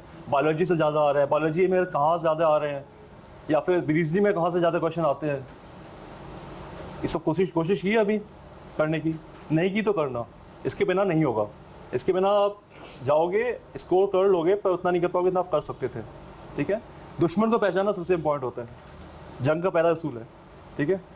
आगे बढ़ो, अपने वीक एरियाज पहचानो, ठीक है। आगे मैं पूरा बताऊंगा शॉर्ट एनालिसिस कैसे करते हैं, ठीक है। अपने वीक एरियाज को पहचानना है, मतलब पेपर को भी पहचानना है, अपने आप को भी पहचानना है, ठीक है। ये चीज़ स्टार्ट करनी है। अब वीकली टेस्ट देना बहुत ज़रूरी है, चाहे तो नहीं आता हो। और मैंने कुछ देखा, कुछ लोग मॉड्यूल वाले हैं, मान लो कोई जीएस मॉड्यूल वाला वो जीएस करता है बाकी छोड़ देता है। एग्जाम में तो पूरे करने हैं ना, चारों सेक्शन ही अटेम्प्ट करने हैं, तो चारों करो, चाहे 10 क्वेश्चन कर पा रहे हो 10 करो, पर पूरे अटेम्प्ट करो, पूरा पेपर अटेम्प्ट करके जाओ। और सबसे इंपॉर्टेंट पार्ट है ये, हमारी टेस्ट सीरीज की क्वालिटी बहुत अच्छी है, एक्सप्रेशन बहुत अच्छा है, पर हमारा मेन फोकस यहाँ पे रहता है टेस्ट सीरीज के बाद क्या करना है, ठीक है। उसको देखते हैं कैसे करते हैं। इसको लोग अटक जाता है तो कैसे इम्प्रूव किया जाए, ठीक है। नहीं अटकता है, आपको और बढ़ाना है, उसके लिए भी कैसे करते हैं, ये चीज़ पहचाननी है आपको अपने में, अपनी और क्वेश्चन पेपर की स्ट्रेंथ, कहाँ आप किस एरिया में स्ट्रांग हो, कहाँ पर वीक हो, ठीक है। कहाँ पर अपॉर्चुनिटी पहचाननी है पेपर में, कहाँ आप जल्दी से कर सकते हो, कहाँ शॉर्टकट लगा सकते हो, और थ्रेट्स कि कहाँ से बचना है, किन एरिया से बचना है, किन चीज़ों से बचना है, ठीक है। कैसे की वीकनेस कैसी होती हैं? आप कहते हो मैं वीक हूँ इस एरिया में, तो कैसे, किस एरिया की क्यों बोलते हो कि मैं वीक हूँ? मान लो आप कैलेंडर वाले क्वेश्चन नहीं कर पा रहे हो, तो आप मतलब क्या पैरामीटर्स होते हैं वीकनेस के, कैसे पहचाना कि मैं वीक हूँ? एक होता है सॉल्व ही नहीं हो रहा क्वेश्चन, हिल ही नहीं रहा, वीक तो हो ही, क्वेश्चन ही नहीं सॉल्व हो पा रहा है। या होता है कि सॉल्व कर ले जाते हो पर 10 क्वेश्चन करते हो 5 गलत करते हो, ठीक है।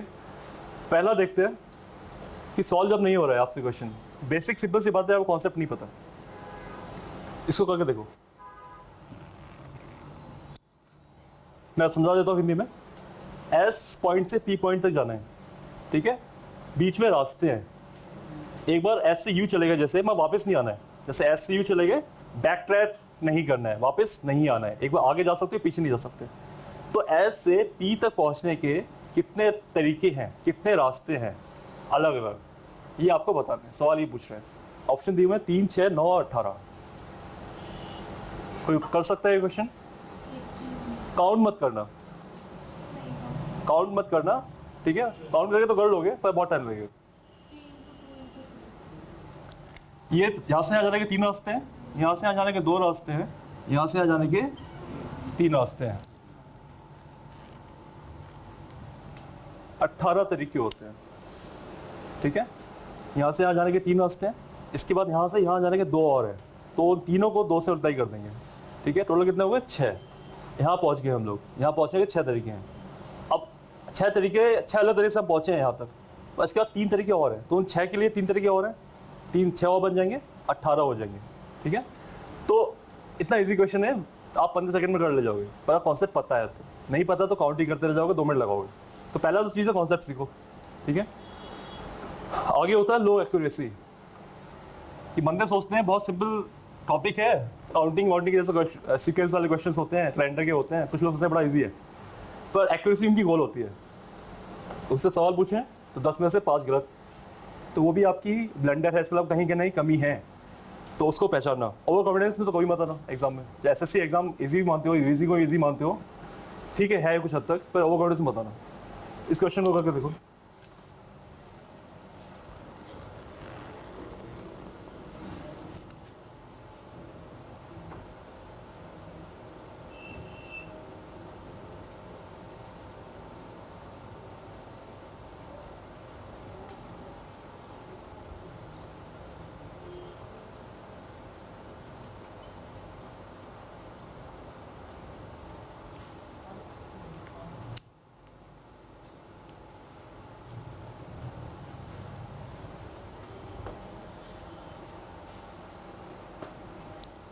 आंसर चाहिए मुझे, सॉल्व करो।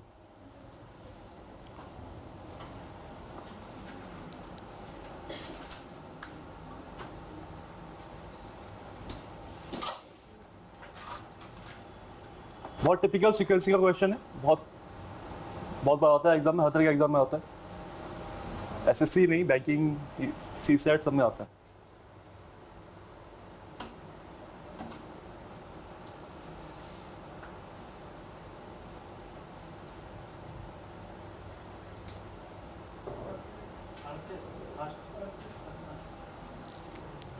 थर्टी एट और कोई आंसर?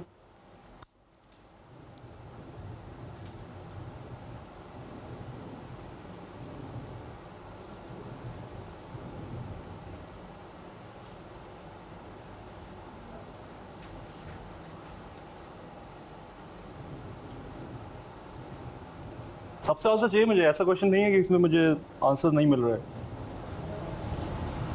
कुछ भी दो, गलत दो, सही दो, पर कुछ दो।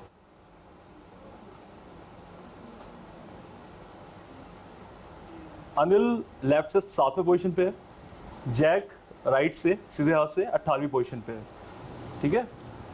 बाद में लोगों ने अपनी पोजीशन चेंज कर ली, तो बाद में क्या हो गया, अनिल लेफ्ट से 21वीं पोजीशन पे पहुंच गया चेंज होने के बाद, यानी अनिल यहाँ पहुंच गया चेंज होने के बाद, अब वो यहाँ से 21वीं पोजीशन पे, यानी इससे पहले 20 लोग बैठे हैं, वो 21वां है, ठीक है। अब पूछा है कि पूरे रो में कितने लोग हैं टोटल, ठीक है। जैक से पहले कितने, 20, जैक के बाद कितने, 17, तो टोटल कितने होंगे रो में, 38। कैसे निकाला, पहले कितने, 20, बाद में 17 और एक जैक या बाद में अनिल पहुंच गया था, ठीक है। एक और तरीका भी है इसका, लेफ्ट से वो 21st है, राइट से 18 थे, तो ऐसे में केसेस में हमने क्या किया, जैक को 2 बार काउंट कर लिया, तो हम क्या करेंगे, एक माइनस करेंगे। ये एक बना हुआ एग्जाम्पल है और टिपिकल क्वेश्चन है जहाँ पे लोग गलतियां करते हैं, 38 का 39 और 40 और 37 करते हैं, ठीक है। तो ये चीज़ जो एक्यूरेसी वाली चीज़ है, इसको भी हमें कैटर करना होगा कि एग्जैक्टली काउंट भी कैसे करते हैं। कैलेंडर में भी होता है काउंटिंग ऑफ डेज और डेज। चलो, दूसरा पॉइंट होता है लापरवाही। बहुत से क्वेश्चन होते हैं जो आप अपनी गलती, जो लापरवाही से गलत करते हो, सारा सॉल्व कर लेते हो, ऑप्शन गलत मार्क करके आ जाते हो, या लास्ट में डिवीजन कर दिया गलत चीज़ से, डिवीजन किया मल्टीप्लाई कर दिया, तो बेसिक होता है, हम सोचते हैं यार ये तो हो ही जाता है। बात सबसे मलाल इसी चीज़ का होता है, जब ऐसी गलती करते हो, सारी मेहनत पानी में जाती है जब। पर आप देखना, जब आप टेस्ट सीरीज दो तो क्वेश्चन में क्या गलती, रैंडम मिस्टेक होगी हर पेपर में, 1 या 2 या 3 ऐसी गलती करोगे, उसको मार्क कर लेना कि मैं गलती की इस क्वेश्चन में, रैंडम गलती की, अपनी लापरवाही की वजह से गलत हुआ, क्वेश्चन मैंने सॉल्व कर लिया था, और ये मार्क करना कि क्यों गलत किया, मैंने डिवीजन का मल्टीप्लाई कर दिया या फिर मैंने ऑप्शन गलत मार्क कर दिया। ये देखना, 5-6 टेस्ट देना और फिर उठाना पेपर वो सारे, एक पैटर्न दिखाई देगा। मेरी एकदम से लिखवा के ले लो कि मैंने भी ऐसे देखा था, एक आपको पैटर्न दिखाई देगा, अपनी गलतियों का पैटर्न होता है, आप वही गलती रिपीट करते हो, पर एक बार आप उसको उस पैटर्न को पहचान जाते हो कि मैं कहाँ का गलती कर रहा हूँ और कैसे गलती करता हूँ, तो फिर वो गलती होनी बंद हो जाती है। जब तक आप पहचानोगे नहीं, जब तक वो गलती होती रहेगी। ठीक है, छोटी सी पॉइंट है पर हर एग्जाम में 2-3 मार्क्स आपके इससे इंप्रूव होएंगे। आगे देखते हैं। स्पीड लो होती है, ये भी एक वीकनेस है। अगर आप क्वेश्चन तो कर ले जाते हो पर स्पीड में नहीं कर पाते हो, ठीक है, टाइम ले जाते हो, तो ये भी आपकी वीकनेस है। क्योंकि एसएससी में कितने क्वेश्चन है? 200। कितने समय में करना है? 120। तो स्पीड में नहीं करोगे तो ये एज गुड एज ना करने के बराबर। ठीक है, 2 मिनट ले रहे हो क्वेश्चन पे, तो इस एज गुड एज ना करो। ठीक है, कैसे करोगे? स्पीड कैसे बढ़ाओगे? अगेन पहले तो पहचानोगे कि किस एरिया में स्पीड कम है, टाइम नोट करो। टेस्ट सीरीज में जब बैठते हो, जिसमें ज़्यादा टाइम लग गया लिख दो कि इसमें 2 मिनट लगे, ऊपर लिख दो बस 2 मिनट्स, 3 मिनट्स, 1 मिनट, ऐसे लिख दो कि इसमें मेरे इतना टाइम लगा इस क्वेश्चन को करने में। ठीक है, ताकि आप ट्रेस कर पाओ कि मैं कितना आगे जाके इम्प्रूव हो रहे हो कि नहीं हो रहे हो, या अभी भी 2 मिनट ही लगते हैं। पहला टेस्ट में 2 मिनट लग रहे थे, 10वां टेस्ट दिया तब भी 2 मिनट ही लग रहे हैं, तो पता नहीं चलेगा। उसको लिख लो। आगे फिर अब आता है अपॉर्चुनिटीज। शॉर्ट में मैं बोला था, पहला स्ट्रेंथ हो गया, वीकनेस हो गया, तीसरा क्या है? अपॉर्चुनिटी। अपॉर्चुनिटी पहचानना कि कैसे मैं जल्दी से सॉल्व कर सकता हूँ इस क्वेश्चन को। ठीक है, उससे स्पीड बढ़ती है। उस पर आते हैं। 2 तरीके हैं किस तरह से सॉल्व कर रहे हो, तो मेथड है आपका, उससे पहचानो। एक सवाल को सॉल्व करने के 2-3 करीब 4 तरीके भी होते हैं। ठीक है, जैसे क्लॉक का क्वेश्चन है, रिलेटिव स्पीड से भी होता है, फॉर्मूले से भी होता है, और भी तरीके से होता है। ठीक है, पहले तो अभी आपका समय ये है, आपने मेथड देख लिया, क्लास में पढ़ लिया, टेस्ट सीरीज में कुछ और मेथड मिलेंगे, तो एक्सप्रेशन मिलता है, उसे फेंकना मत, उसको पढ़ना कि क्या कुछ अलग तरीके से सॉल्व किया है क्या। ठीक है, तो आपको नया मेथड मिलता है कुछ जो अच्छा कैची से है, उससे फिर प्रैक्टिस करो। ठीक है, प्रैक्टिस ए मेथड इंटेंसली। एक होता है शॉर्टकट के लिए लोग भागते हैं बहुत ज़्यादा कि शॉर्टकट फॉर्मूला मिल जाए। अगर आपने मेथड, वो तो होता ही है, फॉर्मूला ले लिया, कई बार होता है, कई जगह एप्लीकेबल होता है, अच्छा है, जल्दी हो जाता है। पर कई बार ऐसा होता है कि आपका अपना मेथड आप बहुत अच्छे से प्रैक्टिस कर लेते हो ना, तो वो आपको शॉर्टकट से ज़्यादा जल्दी सॉल्व करने को करके देगा आपका आंसर। तो अपना जो मेथड है, कोई भी चूज़ कर रहे हो, उससे प्रैक्टिस करना बहुत जरूरी है। एग्जाम में जाके मत प्रैक्टिस अटेम्प्ट करना कोई नया तरीका, जो भी नया तरीका है यहीं पे चूज़ कर लो कि मैं इसको ऐसे करूँगा, इस क्वेश्चन को, और उसकी प्रैक्टिस करो। जो आपका कुंग-फू होता है, उसमें ये कहा जाता है कि डोंट शो मी 10,000 1,000 मूव्स, मैं ऐसे कर सकता हूँ, मैं ऐसा कराटे मार सकता हूँ, ये सब मत दिखाओ। मुझे वो एक मूव दिखाओ जिसको तुमने 1000 बार प्रैक्टिस किया है। ठीक है, मुझे वो मूव चाहिए जो तुमने 1000 बार प्रैक्टिस किया है। मुझे 1000 मूव नहीं देखे तुम्हारे। जिसके पास 1000 मूव है वो नहीं जीतता, इसका एक मूव है जिसने 1000 बार प्रैक्टिस किया है, वो जीतेगा। तो जो भी प्रैक्टिस कर रहे हो, जो भी मेथड, उससे प्रैक्टिस अच्छे से कर लो, कि उससे परफेक्शन पा लो, फिर आपको कोई नहीं हो सकता। आप जो फॉर्मूला लेके बैठा है बंदा, उससे भी तेज कर ले जाओगे अगर आपने प्रैक्टिस अच्छे से कर रखा है। थोड़ा सा स्ट्रीट स्मार्ट बनने की जरूरत है। क्या होता है स्ट्रीट स्मार्ट? कभी फल खरीदे, फल जो लेडी लगाते हैं, फल वाले होते हैं, कई बार क्या होता है कि आपसे पहले कैलकुलेट कर लेते हैं वो लोग कि इतना पैसा हुआ, और लो आप कैलकुलेट कर रहे हो कि क्या हो गया, क्योंकि वो प्रैक्टिस में है। वो मुंह जवानी कैलकुलेट कर लेगा कई बार। आपको मुंह जवानी मेंटली सॉल्व करना आना चाहिए, जितना कर सकते हो जिन चीज़ों को, जितना जल्दी कर लोगे मुंह जवानी, उतना ही पेन जब उठाते हो ना, ऐसे खोलते हो, आपका 1 मिनट गया, और जो बिना खोले कर देगा वो चैंपियन। ठीक है, तो एक तो कैलकुलेशन स्पीड बढ़ाओ, वेरिएबल्स का जितना कम यूज हो सके उतना कम यूज करो। XY जहां ले लिया वहां आपका 1 मिनट गया, बिना XY के जितना सॉल्व कर सकते हो ढूंढोगे मेथड कि इसको मैं बिना XY के कर सकता हूँ क्या, बिना लिखे कर सकता हूँ क्या, ये चीज़ मालूम करो। कुछ क्वेश्चन होते हैं जहाँ मैं कहूँगा भी लिखो, डायरेक्शन की क्वेश्चन है, बना लो डायग्राम, ब्लड रिलेशन है, बना लो डायग्राम। ठीक है, कुछ जगह बना लेना चाहिए, पर बाकी जितनी जगह हो सकता है मेंटल वर्क। ठीक है, उसमें भी परफेक्शन की जरूरत है, सीधे एग्जाम में नहीं कर सकते, अभी परफेक्शन लेना पड़ेगा क्योंकि कॉन्फिडेंस नहीं आएगा एग्जाम में। ठीक है, ऑप्शन का यूज़ करना, क्योंकि एप्टीट्यूड है, आप ऑप्शन दिए हुए हैं, सिर्फ मार्क करने को नहीं दिए हुए हैं, उनका यूज़ करने के लिए दिया हुआ है। ठीक है, ऑप्शन का यूज़ करना है। इस क्वेश्चन को देखो, कौन का क्वेश्चन है, मैं बता समझा देता हूँ। पहले क्या था, 80 kg राइस खरीदती है एक फैमिली, 80 किलो चावल खरीदती है। एक फैमिली। पर क्या होता है, चावल के प्राइस कितना बढ़ जाते हैं, 25% बढ़ जाते हैं, ठीक है। मगर एक्सपेंडिचर फैमिली का सेम रहता है, वो फैमिली उतना ही खर्च कर सकती है हर महीने, ठीक है, फैमिली का खर्चा नहीं बढ़ा। अब वो कितना कम चावल खरीद पाएगी, मतलब कितना चावल आप खरीद पाएगी ये पूछा है। एक्सपेंडिचर सेम है, ठीक है, प्राइस बढ़ गए तो चावल तो कम खरीद पाएगी अब फैमिली, सिंपल सी बात है। कितना खरीद पाएगी अब महीने में?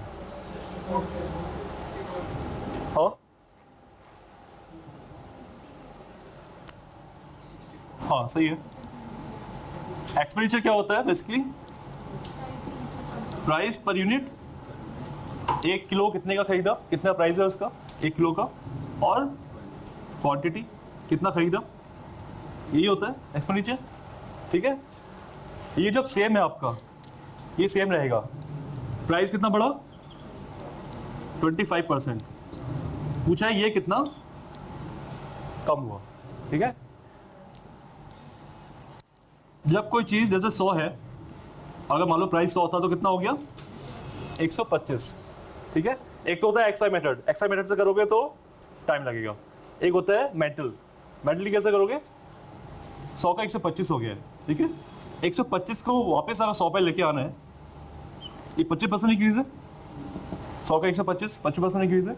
125 को वापस 100 पे लेके आऊंगा मैं, तो कितना परसेंट डिक्रीज करना पड़ेगा, 25 डिक्रीज करना पड़ेगा 125 को 100 में लाने के लिए। मगर हमारा बेस क्या होगा, बेस हमारा क्या होगा, क्योंकि हम 125 से ला रहे हैं, तो हमारा बेस 125 हो गया, कितना हुआ 20%, तो 20% डिक्रीज करना होगा, ठीक है।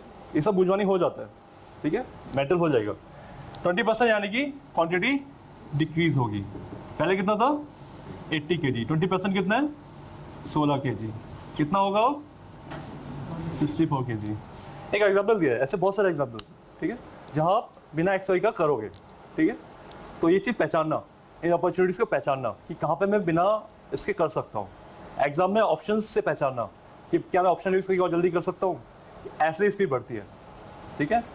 कन्वेंशन मेथड जितना अलग हटोगे उतनी ही स्पीड बढ़ेगी, पर अगेन प्रैक्टिस कर लेना, बिना प्रैक्टिस से जाओगे गड़बड़ कर दोगे, ठीक है। कॉन्फिडेंस होना चाहिए तभी कर पाओगे ना। एग्जाम में क्या करोगे, एग्जाम में कॉन्फिडेंस नहीं होता है ना, तो वहाँ जाके तुम ये भी मल्टीप्लाई करके देख रहे होगे। और प्रैक्टिस नहीं किया है तो मल्टीप्लिकेशन भी मल्टीप्लाई यहाँ पे ऐसे लोग करते हैं कि कॉन्फिडेंस नहीं होता है, लगता है गलत हो जाएगा। तो प्रैक्टिस कर लेना, कॉन्फिडेंस आ जाएगा खुद में, तो फिर एग्जाम में भी करोगे, ठीक है।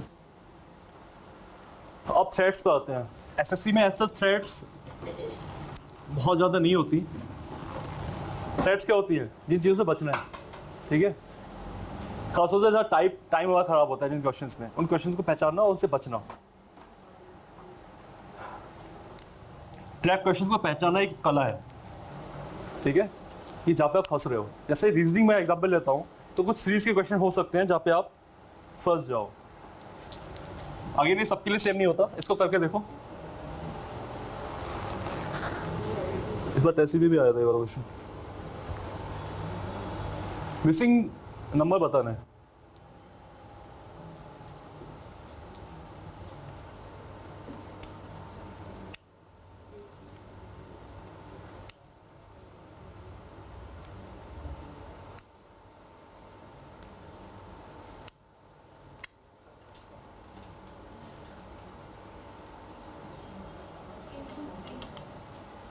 टिपिकल सीरीज का क्वेश्चन है, नंबर सीरीज का। एसएससी के एग्जाम में हमेशा 2 या 3 आते हैं ऐसे नंबर सीरीज के तो 6 आते हैं कम से कम। Alphabetic series, alphanumeric series. हुआ आंसर होगा 57। इसलिए हो क्या रहा है, यहाँ +1 हो रहा है, यहाँ क्या हो रहा है ×1 हो रहा है, +2 × 2 +3, आगे क्या होगा ×3, ठीक है। यही मैं समझाना चाह रहा था कि कई बार क्या होता है, कुछ लोग निकाल जाते हैं, लॉजिक लग गया, क्लिक हो गया तो हो गया, नहीं हुआ तो नहीं हुआ, अटकना मत। यहाँ पे आपने 1 मिनट लगा दिया इस क्वेश्चन पे, एग्जाम में देखना 45 सेकंड 40 सेकंड तो लगाना दिमाग ना, आगे बढ़ जाना, ठीक है। लौट के आना दोबारा, लास्ट के 10 मिनट ट्राई रखना, ऐसा रखना कि पेपर 10 मिनट पहले खत्म हो जाए, 15 मिनट पहले खत्म हो जाए, उसके बाद वो जो समय बचता है 10 मिनट का, तब ये क्वेश्चन लगाना, ऐसे क्वेश्चन, ठीक है। ये इन ट्रैप से बचना है। आपने अगर 3 मिनट लगा दिए इस क्वेश्चन में अटके रह गए, आपके 2 मार्क्स 2 मार्क्स कम हो गए आपके कंप्लीटर से, आपकी रैंक हो गई 50 पीछे इन 2 मिनट के अंदर ही। तो इतना दिमाग को चेतन में रखना है कि आपको इतना ऐसी गलती ना करो एक बार भी पेपर में, ठीक है। ट्रेन करना है अपने आप दिमाग को, और ट्रेन क्या करोगे, टेस्ट सीरीज भी करोगे, ठीक है। चलो, वो कहते हैं ना कि क्या करना है वो तो पता हो चाहिए, क्या नहीं करना है ये पता होना चाहिए, ठीक है। अटकना नहीं है, जो मैंने अभी बोला। एस्केलेशन ऑफ कमिटमेंट क्या होता है, कौन बताएगा? एस्केलेशन ऑफ कमिटमेंट, शेयर्स में कोई इंटरेस्टेड है? शेयर मार्केट में किसी ने लगाया है पैसा, या किसी भी ऐसी चीज़ में, उसमें क्या होता है कि एक बार आपने कमिट कर दिया किसी चीज़ को, पैसे डाल दिए एक शेयर में, कई बार लगता है कि यार इतना तो कर ही दिया है, और कर देते हैं, फिर और कर देते हैं कि शायद और बढ़ जाए। ऐसे एग्जाम में हमारे साथ होता है, सबके साथ होता है, हमारे साथ भी हो रखा है। क्वेश्चन में 1 मिनट लगा दिया, 2 मिनट लगा दिए, अब आपको लगेगा कि इतना टाइम वेस्ट कर दिया मैंने, अब इसका मैं सॉल्यूशन नहीं निकाला तो मेरे 2 मिनट खराब हो गए, तो सॉल्यूशन तो मैं निकालना ही है, उसके चक्कर में 2 मिनट और खराब कर दिए, ठीक है। वो होता है एस्केलेशन ऑफ कमिटमेंट। कमिटमेंट आपने किया है क्वेश्चन को, और जो एक्सलेशन वो आपका बढ़ता जा रहा है कमिटमेंट, और वो हो क्या रहा है, बेसिकली टाइम वेस्ट हो रहा है। तो ये काम नहीं करना है, ईगो पे नहीं लेना है। सवाल सॉल्व नहीं हो रहा, ईगो है तो घर पे जाकर सॉल्व करो, एग्जाम में ईगो मत दिखाना, ठीक है। नहीं हो रहा, आगे बढ़ जाओ, क्योंकि टफ क्वेश्चन कर लिया आपने, कोई ताली नहीं बजाने वाला। टफ क्वेश्चन घर पे करो, क्लास में करो, यहाँ पे आपको एप्रिसिएशन मिलेगा। एग्जाम में इजी क्वेश्चन करने हैं, टफ लास्ट में करने हैं, ठीक है। सबके 1 मार्क्स हैं, अलग अलग मार्क्स होते तो अलग बात थी। चलो, अगेन हर एक का अलग है ट्रैप क्वेश्चन, थ्रेड्स सबकी अलग है, कोई किसी में वीक है, कोई किसी में वीक है। आपको अपना खुद का पहचानना पड़ेगा, और इसलिए आती है test series, practice. Test series का बेस्ट एक यूज कैसे करेंगे?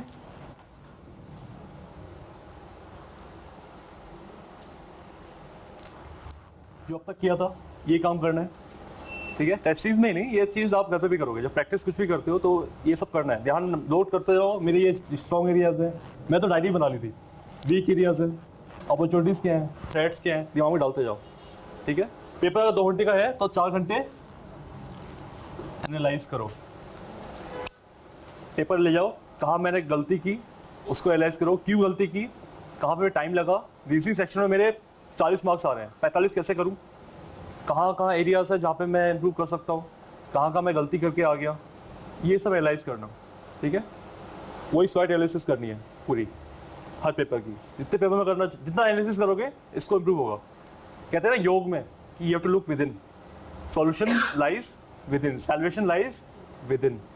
क्लासेस लगाते रह जाओगे, टेस्ट लगाते रह जाओगे, बाहर ढूंढते जाओगे सॉल्यूशन को, नहीं मिलेगा, मिलेगा आपके अंदर, ठीक है। एक टेस्ट लगाओ पर ढंग से लगाओ।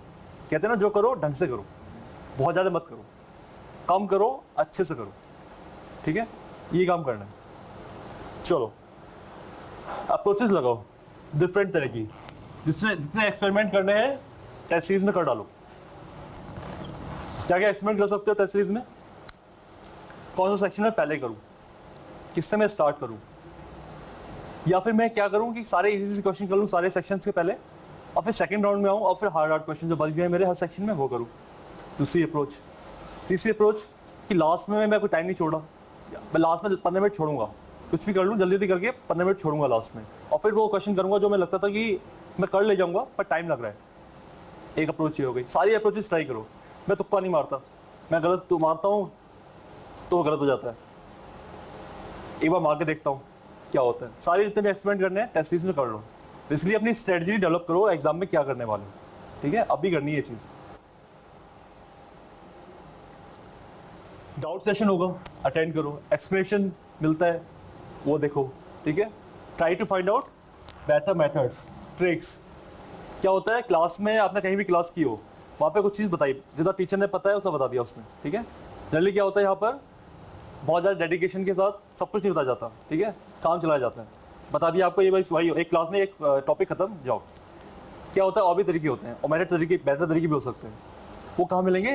टेस्ट सीरीज करोगे तो उससे आपको मेथड मिले, दिख जाए, थोड़ा डाइवर्सिफाई हो जाएगा आपका प्रिपरेशन। ठीक है, डाउट सेशन लो, एक्सप्रेशन में अलग होता है, टेस्ट सीरीज के एक्सप्रेशन अलग होते हैं, यहाँ डाउट सेशन में जहाँ उसकी डिस्कशन होगा तो टीचर एक और नया तरीका बता देगा। ठीक है, तो इसलिए वो सब करो, पर जो भी करो अपनी स्ट्रेटजी जो बना रहे हो उसको एक बार डिस्कस कर लेना अपने दोस्तों में, या फिर हमारे साथ कर लेना, किसी के साथ भी डिस्कस कर लो। ऐसा ना हो कि कुछ ब्लंडर करने वाले हो कुछ और पता ना चले, कोई ना कोई और बताओगे। ये बात सोचना कि मैं स्मार्ट हूँ, मैंने स्ट्रेटजी ऐसी बनाई है कि किसी को बताऊंगा नहीं, शेयर नहीं करूंगा। पर ये बात ध्यान रखो, जितनी जो भी स्टडी बनाओगे सब कुछ सबने कर चुके हैं, देख चुके हैं। ठीक है, ऐसा कुछ नहीं आप नहीं कर पाओगे कि इतना लोग कर चुके हैं एक्सपेरिमेंटेशन, तो शेयर कर लो एक बार। ठीक है, क्या होता है और बंदा पॉइंट ऑफ व्यू देता है अपना, तो उससे और क्लियर होता है। आपकी गलती है जो आपने नहीं देखी होगी वो दूसरा बंदा बता देगा। अभी एक्यूरेसी पे ध्यान देना अभी फिलहाल, ठीक है, जब तक पढ़ाई कर रहे हो। और जब टेस्ट सीरीज देते हो तब स्पीड पे ध्यान दो। जैसे कुछ बच्चे थे, इन्होंने किसी ने कहा था कि 50 क्वेश्चन किए थे पूरे रीजनिंग के। ठीक है, कि मैं रीजनिंग के पूरे क्वेश्चन करूंगा सारे, ऐसा मत करना। ठीक है, टेस्ट सीरीज में क्या करना है, आपको ध्यान रखना है कि पूरा पेपर करना है। ठीक है, पूरा पेपर करना है, सिर्फ ये नहीं कि सिर्फ रीजनिंग के पूरे करने हैं या एक सेक्शन के पूरे करने हैं। ठीक है, पूरा पेपर करो, ट्राई करो अपना स्कोप मैक्सिमाइज करने का। ठीक है, जो क्वेश्चन नहीं है उन्हें रिजॉल्व करो, दोबारा से घर जाके सॉल्व करो, क्यों नहीं हो रहा। टाइम लगाए तो फिर सॉल्व करो, टाइम हो गया सॉल्व, पर टाइम लगा तब भी सॉल्व करो दोबारा। ठीक है, टाइम लगाया इसका मतलब नहीं हुआ सॉल्व, ये मान के चलो। एग्जाम के समय क्या करोगे? ये सारी प्रिपरेशन बेसिकली आप एग्जाम के लिए कर रहे हैं। ठीक है, एग्जाम से पहले एक दिन पहले, ठीक है, आपको क्या क्या करना है, क्या दिन एग्जाम में डिसाइड कर लो क्या क्या करोगे। ये सब जो किया यही बेसिस बनेगा आपकी तैयारी का, स्ट्रेटजी का। जो सॉर्ट एनालिसिस कर रहे हो पूरे समय, ये बेसिस बनेगा। डिसाइड कर लेना मैं कौन सा सेक्शन पहले करूँगा, कौन सा बाद में करूँगा, कौन सा उसके बाद करूँगा, और कितना टाइम लगाऊंगा। ठीक है, जैसे मेरा अप्रोच रहता था, मेरे 2 सेक्शन, मेरा अप्रोच है कि 2 सेक्शन बहुत स्ट्रॉन्ग होने चाहिए at least. Reasoning is one of them. Reasoning तो सबका स्ट्रॉन्ग होना चाहिए। उसके अलावा एक और सेक्शन हो कम से कम जो आपका स्ट्रॉन्ग से मतलब है 40+, 45+। ठीक है, इंग्लिश जिसका अच्छा है उनको एक तरह से बहुत एडवांटेज है कि Tier 2 में भी आता है और बहुत जल्दी होता है। अब इजी वो नहीं है तो क्वांट अच्छा है, तो क्वांट एटलीस्ट एक सेक्शन और होना चाहिए जो स्ट्रॉन्ग हो। जीएस में थोड़ी फाइट है कि जीएस थोड़ा सा यहाँ पर बहुत ही फैक्चुअल आता है, तो बहुत हाई स्कोर करने का स्कोप कम है, अनटिल कि आप बहुत बड़े गीक हैं और बहुत ज़्यादा जीके के आप विजार्ड हैं जो बहुत अच्छे से जीके जानते हैं ना। 40 क्रॉस करना भी बहुत मुश्किल है, 30s में रह जाते हैं लोग। ठीक है, इसलिए जरूरी है कि रीजनिंग अच्छा करो, साथ में क्वांट या इंग्लिश में से एटलीस्ट एक अच्छा करो। दोनों अच्छे करने जाओगे तो फिर कोई तो बहुत ही बढ़िया है, माशाल्लाह। ठीक है, ये स्टडी रखनी है। जैसे मैं करूँगा तो पहले मैं क्या करूँगा, इंग्लिश करूँगा। इंग्लिश में कंप्लीट करूँगा 15 मिनट के अंदर, 20 मिनट ले लो। ठीक है, इंग्लिश खत्म करो इंग्लिश में, और उसके बाद जीएस करो, जीके, उसमें भी 20 मिनट से ज़्यादा मत लगाओ। ठीक है, जिसकी इंग्लिश वीक है 30 मिनट भी ले सकता है, मैं ये नहीं कह रहा। जिनकी स्ट्रॉन्ग है वो 20 मिनट 15 मिनट आराम से कर सकते हैं। मैं IPS 2 दिया था, मेरी 99 थी ऑल इंडिया, 50 क्वेश्चन थे, मैंने 49 किए थे 15 मिनट के अंदर। इंग्लिश अच्छी है तो कर ले जाओगे। ठीक है, कोई इशू होगा नहीं अच्छी है तो उसको अभी टाइम है इम्प्रूव करो। ठीक है, इंग्लिश ऐसा सेक्शन है जिसका अच्छा है, SSC उसके हाथ में रखा हुआ है। Tier 2 में 200 क्वेश्चन आते हैं। ठीक है, पढ़ना भी नहीं पड़ता, एक बार पढ़ लिया आता है तो फिर आता है। ठीक है, कुछ चीज़ें होती हैं एरिया जहाँ पे गलती करो, पहचान लो कि भाई मैं इसमें थोड़ा गड़बड़ है, थोड़ा पढ़ लो ग्रामर, वापस बुक पढ़। जो उनका नहीं है उनको थोड़ा बहस करनी पड़ेगी। उसके बाद मैं करूँगा रीजनिंग। ठीक है, ये सब मैं ट्राई करूँगा ख़त्म करने का 1 घंटा 10 मिनट अराउंड इतने में। लास्ट के 50 मिनट में क्वांट को दूंगा। क्वांट का एक क्वेश्चन होता है उसमें टाइम लगते हैं एटलीस्ट 1-2 मिनट हर क्वेश्चन में लग जाता है। ठीक है, क्वेश्चन उसका है मान लो थोड़ा सा टफ है तो जल्दी भी हो जाते हो। ऐसी अपनी स्ट्रेटजी बनाओ अपने लिए, अपना देखो सबकी आपकी कमी है क्या स्ट्रेंथ है, उसके हिसाब से स्ट्रेटजी बनाओ। एग्जाम से पहले डिसाइड कर लेना, और जो भी बनाओ स्ट्रेटजी टेस्ट सीरीज में करके देख लेना। नई स्ट्रेटजी मत बनाना एग्जाम से पहले। ठीक है, क्या करोगे और अपनी स्ट्रेंथ पे खेलो। याद रखना, हीरो मत बनना, वहाँ पे कामाकाजी मत करने बैठ जाना कि हम करबला करेंगे और हम सबसे अटैक करेंगे, अपने वीक एरियाज जो क्वेश्चन है उसको अटैक करेंगे। अपने स्ट्रेंथ पे खेलो, इजी क्वेश्चन उठाओ, बी स्मार्ट। ठीक है, सबसे इजी क्वेश्चन सेक्शन जो लगता है वो उठाओ, उसमें सबसे इजी क्वेश्चन जो लगते हैं वो उठाओ, वो करो सबसे पहले। और सबसे इजी क्वेश्चन जो आपको लगते हैं वो करके आप पढ़ाई ढंग से की है, एक लेवल तक पहुंच गए हो, इजी क्वेश्चन करके ले जाओ, कट ऑफ तो कहीं नहीं रुकना। ठीक है, रैंक बनती है टफ क्वेश्चन से। ठीक है, थोड़े टफ जो क्वेश्चन आने स्टार्ट होते हैं वहाँ से रैंक बननी स्टार्ट होती है। ठीक है, तो पहले बार स्टार्ट करो इजी से, इजी सेक्शन, इजी क्वेश्चन, उसके बाद फिर हार्ड पे जाना। ठीक है, कभी भी हार्ड में मत फंसना, सबका एक ही मार्क्स है सब हर क्वेश्चन का। ठीक है, कोई बैंकिंग में इंटरेस्टेड है यहाँ पर? बैंकिंग में सेट आते हैं, रीजनिंग में सेट्स आते हैं पूरे, उससे 5-5, 6-6 क्वेश्चन बेस होते हैं। वहाँ ये और भी ज़्यादा इंपॉर्टेंट है कि गलत सेट में ना फंस जाओ, कि सेट समझने में लग जाओगे, उसमें ही कम से कम 2-3 मिनट लग जाते हैं समझने में कि हो क्या रहा है। कैसे पहचानोगे? 15 सेकंड के अंदर, 20 सेकंड के अंदर कि ये सेट इजी है कि हार्ड है। डायमेंशनल अप्रोच होती है एक, क्वेश्चन में डायमेंशन कितनी है वो देखनी पड़ती है, वो देख लो तुरंत पता चल जाएगा कि हार्ड है कि इजी। वहाँ पे बहुत ज़्यादा इंपॉर्टेंट है कि आप पहले ही पहचान जाओ, मैं बता दूंगा उसको कि कैसे करना होता है। ठीक है, वो अप्रोच लगाओ, पहचानो पहले सेट कौन सा है, गलत सेट में ना फंसो स्टार्टिंग में। ठीक है, रिस्क एपेटाइट, ये चीज़ पहले से अपना क्लियर करके रखो कि तुक्का मारूंगा नहीं मारूंगा, कितने परसेंट में मारूंगा। जैसे मेरा है 50%, अगर मैं 2 ऑप्शन मैंने एलिमिनेट कर दिया तो मुझे कोई रोक नहीं सकता, मैं मार के जाऊंगा। ठीक है, अगर मुझे पता है ए और बी, पक्के से पता है कि ए और बी गलत है, और मुझे पक्के से पता होना चाहिए ये चीज़। और सी और डी एक खासतौर से जीएस में होगा, थोड़ा बहुत इंग्लिश में हो सकता है, जीएस में खासतौर से होगा। अब ए और बी मुझे पता है कि गलत है, तो सी और डी में से एक मारूंगा ही मारूंगा। ठीक है, कुछ लोगों के अंदर होता है कि मैं मारता हूँ हमेशा गलत हो जाता है। ऐसा कई बार इसलिए होता है कि वो जो एलिमिनेट करते हैं ना ए और बी, वो ढंग से एलिमिनेट नहीं करते, ऐसा तभी हो सकता है। ठीक है, तो ये चीज़ भी अभी क्लियर कर लो कि क्या करने वाले हो एग्जाम में। ठीक है, मेरा पर्सनल ओपिनियन है कि अटेम्प्ट्स हाई रखने चाहिए, लो अटेम्प्ट्स में स्कोर भी लो ही रहता है, अटेम्प्ट्स थोड़े हाई रखने चाहिए, एकदम ब्लाइंड तुक्का मत मानो, थोड़े अटेम्प्ट्स हाई होने चाहिए। ठीक है, इतना ही तो, कुछ और पूछना है तो बताओ। Thank you.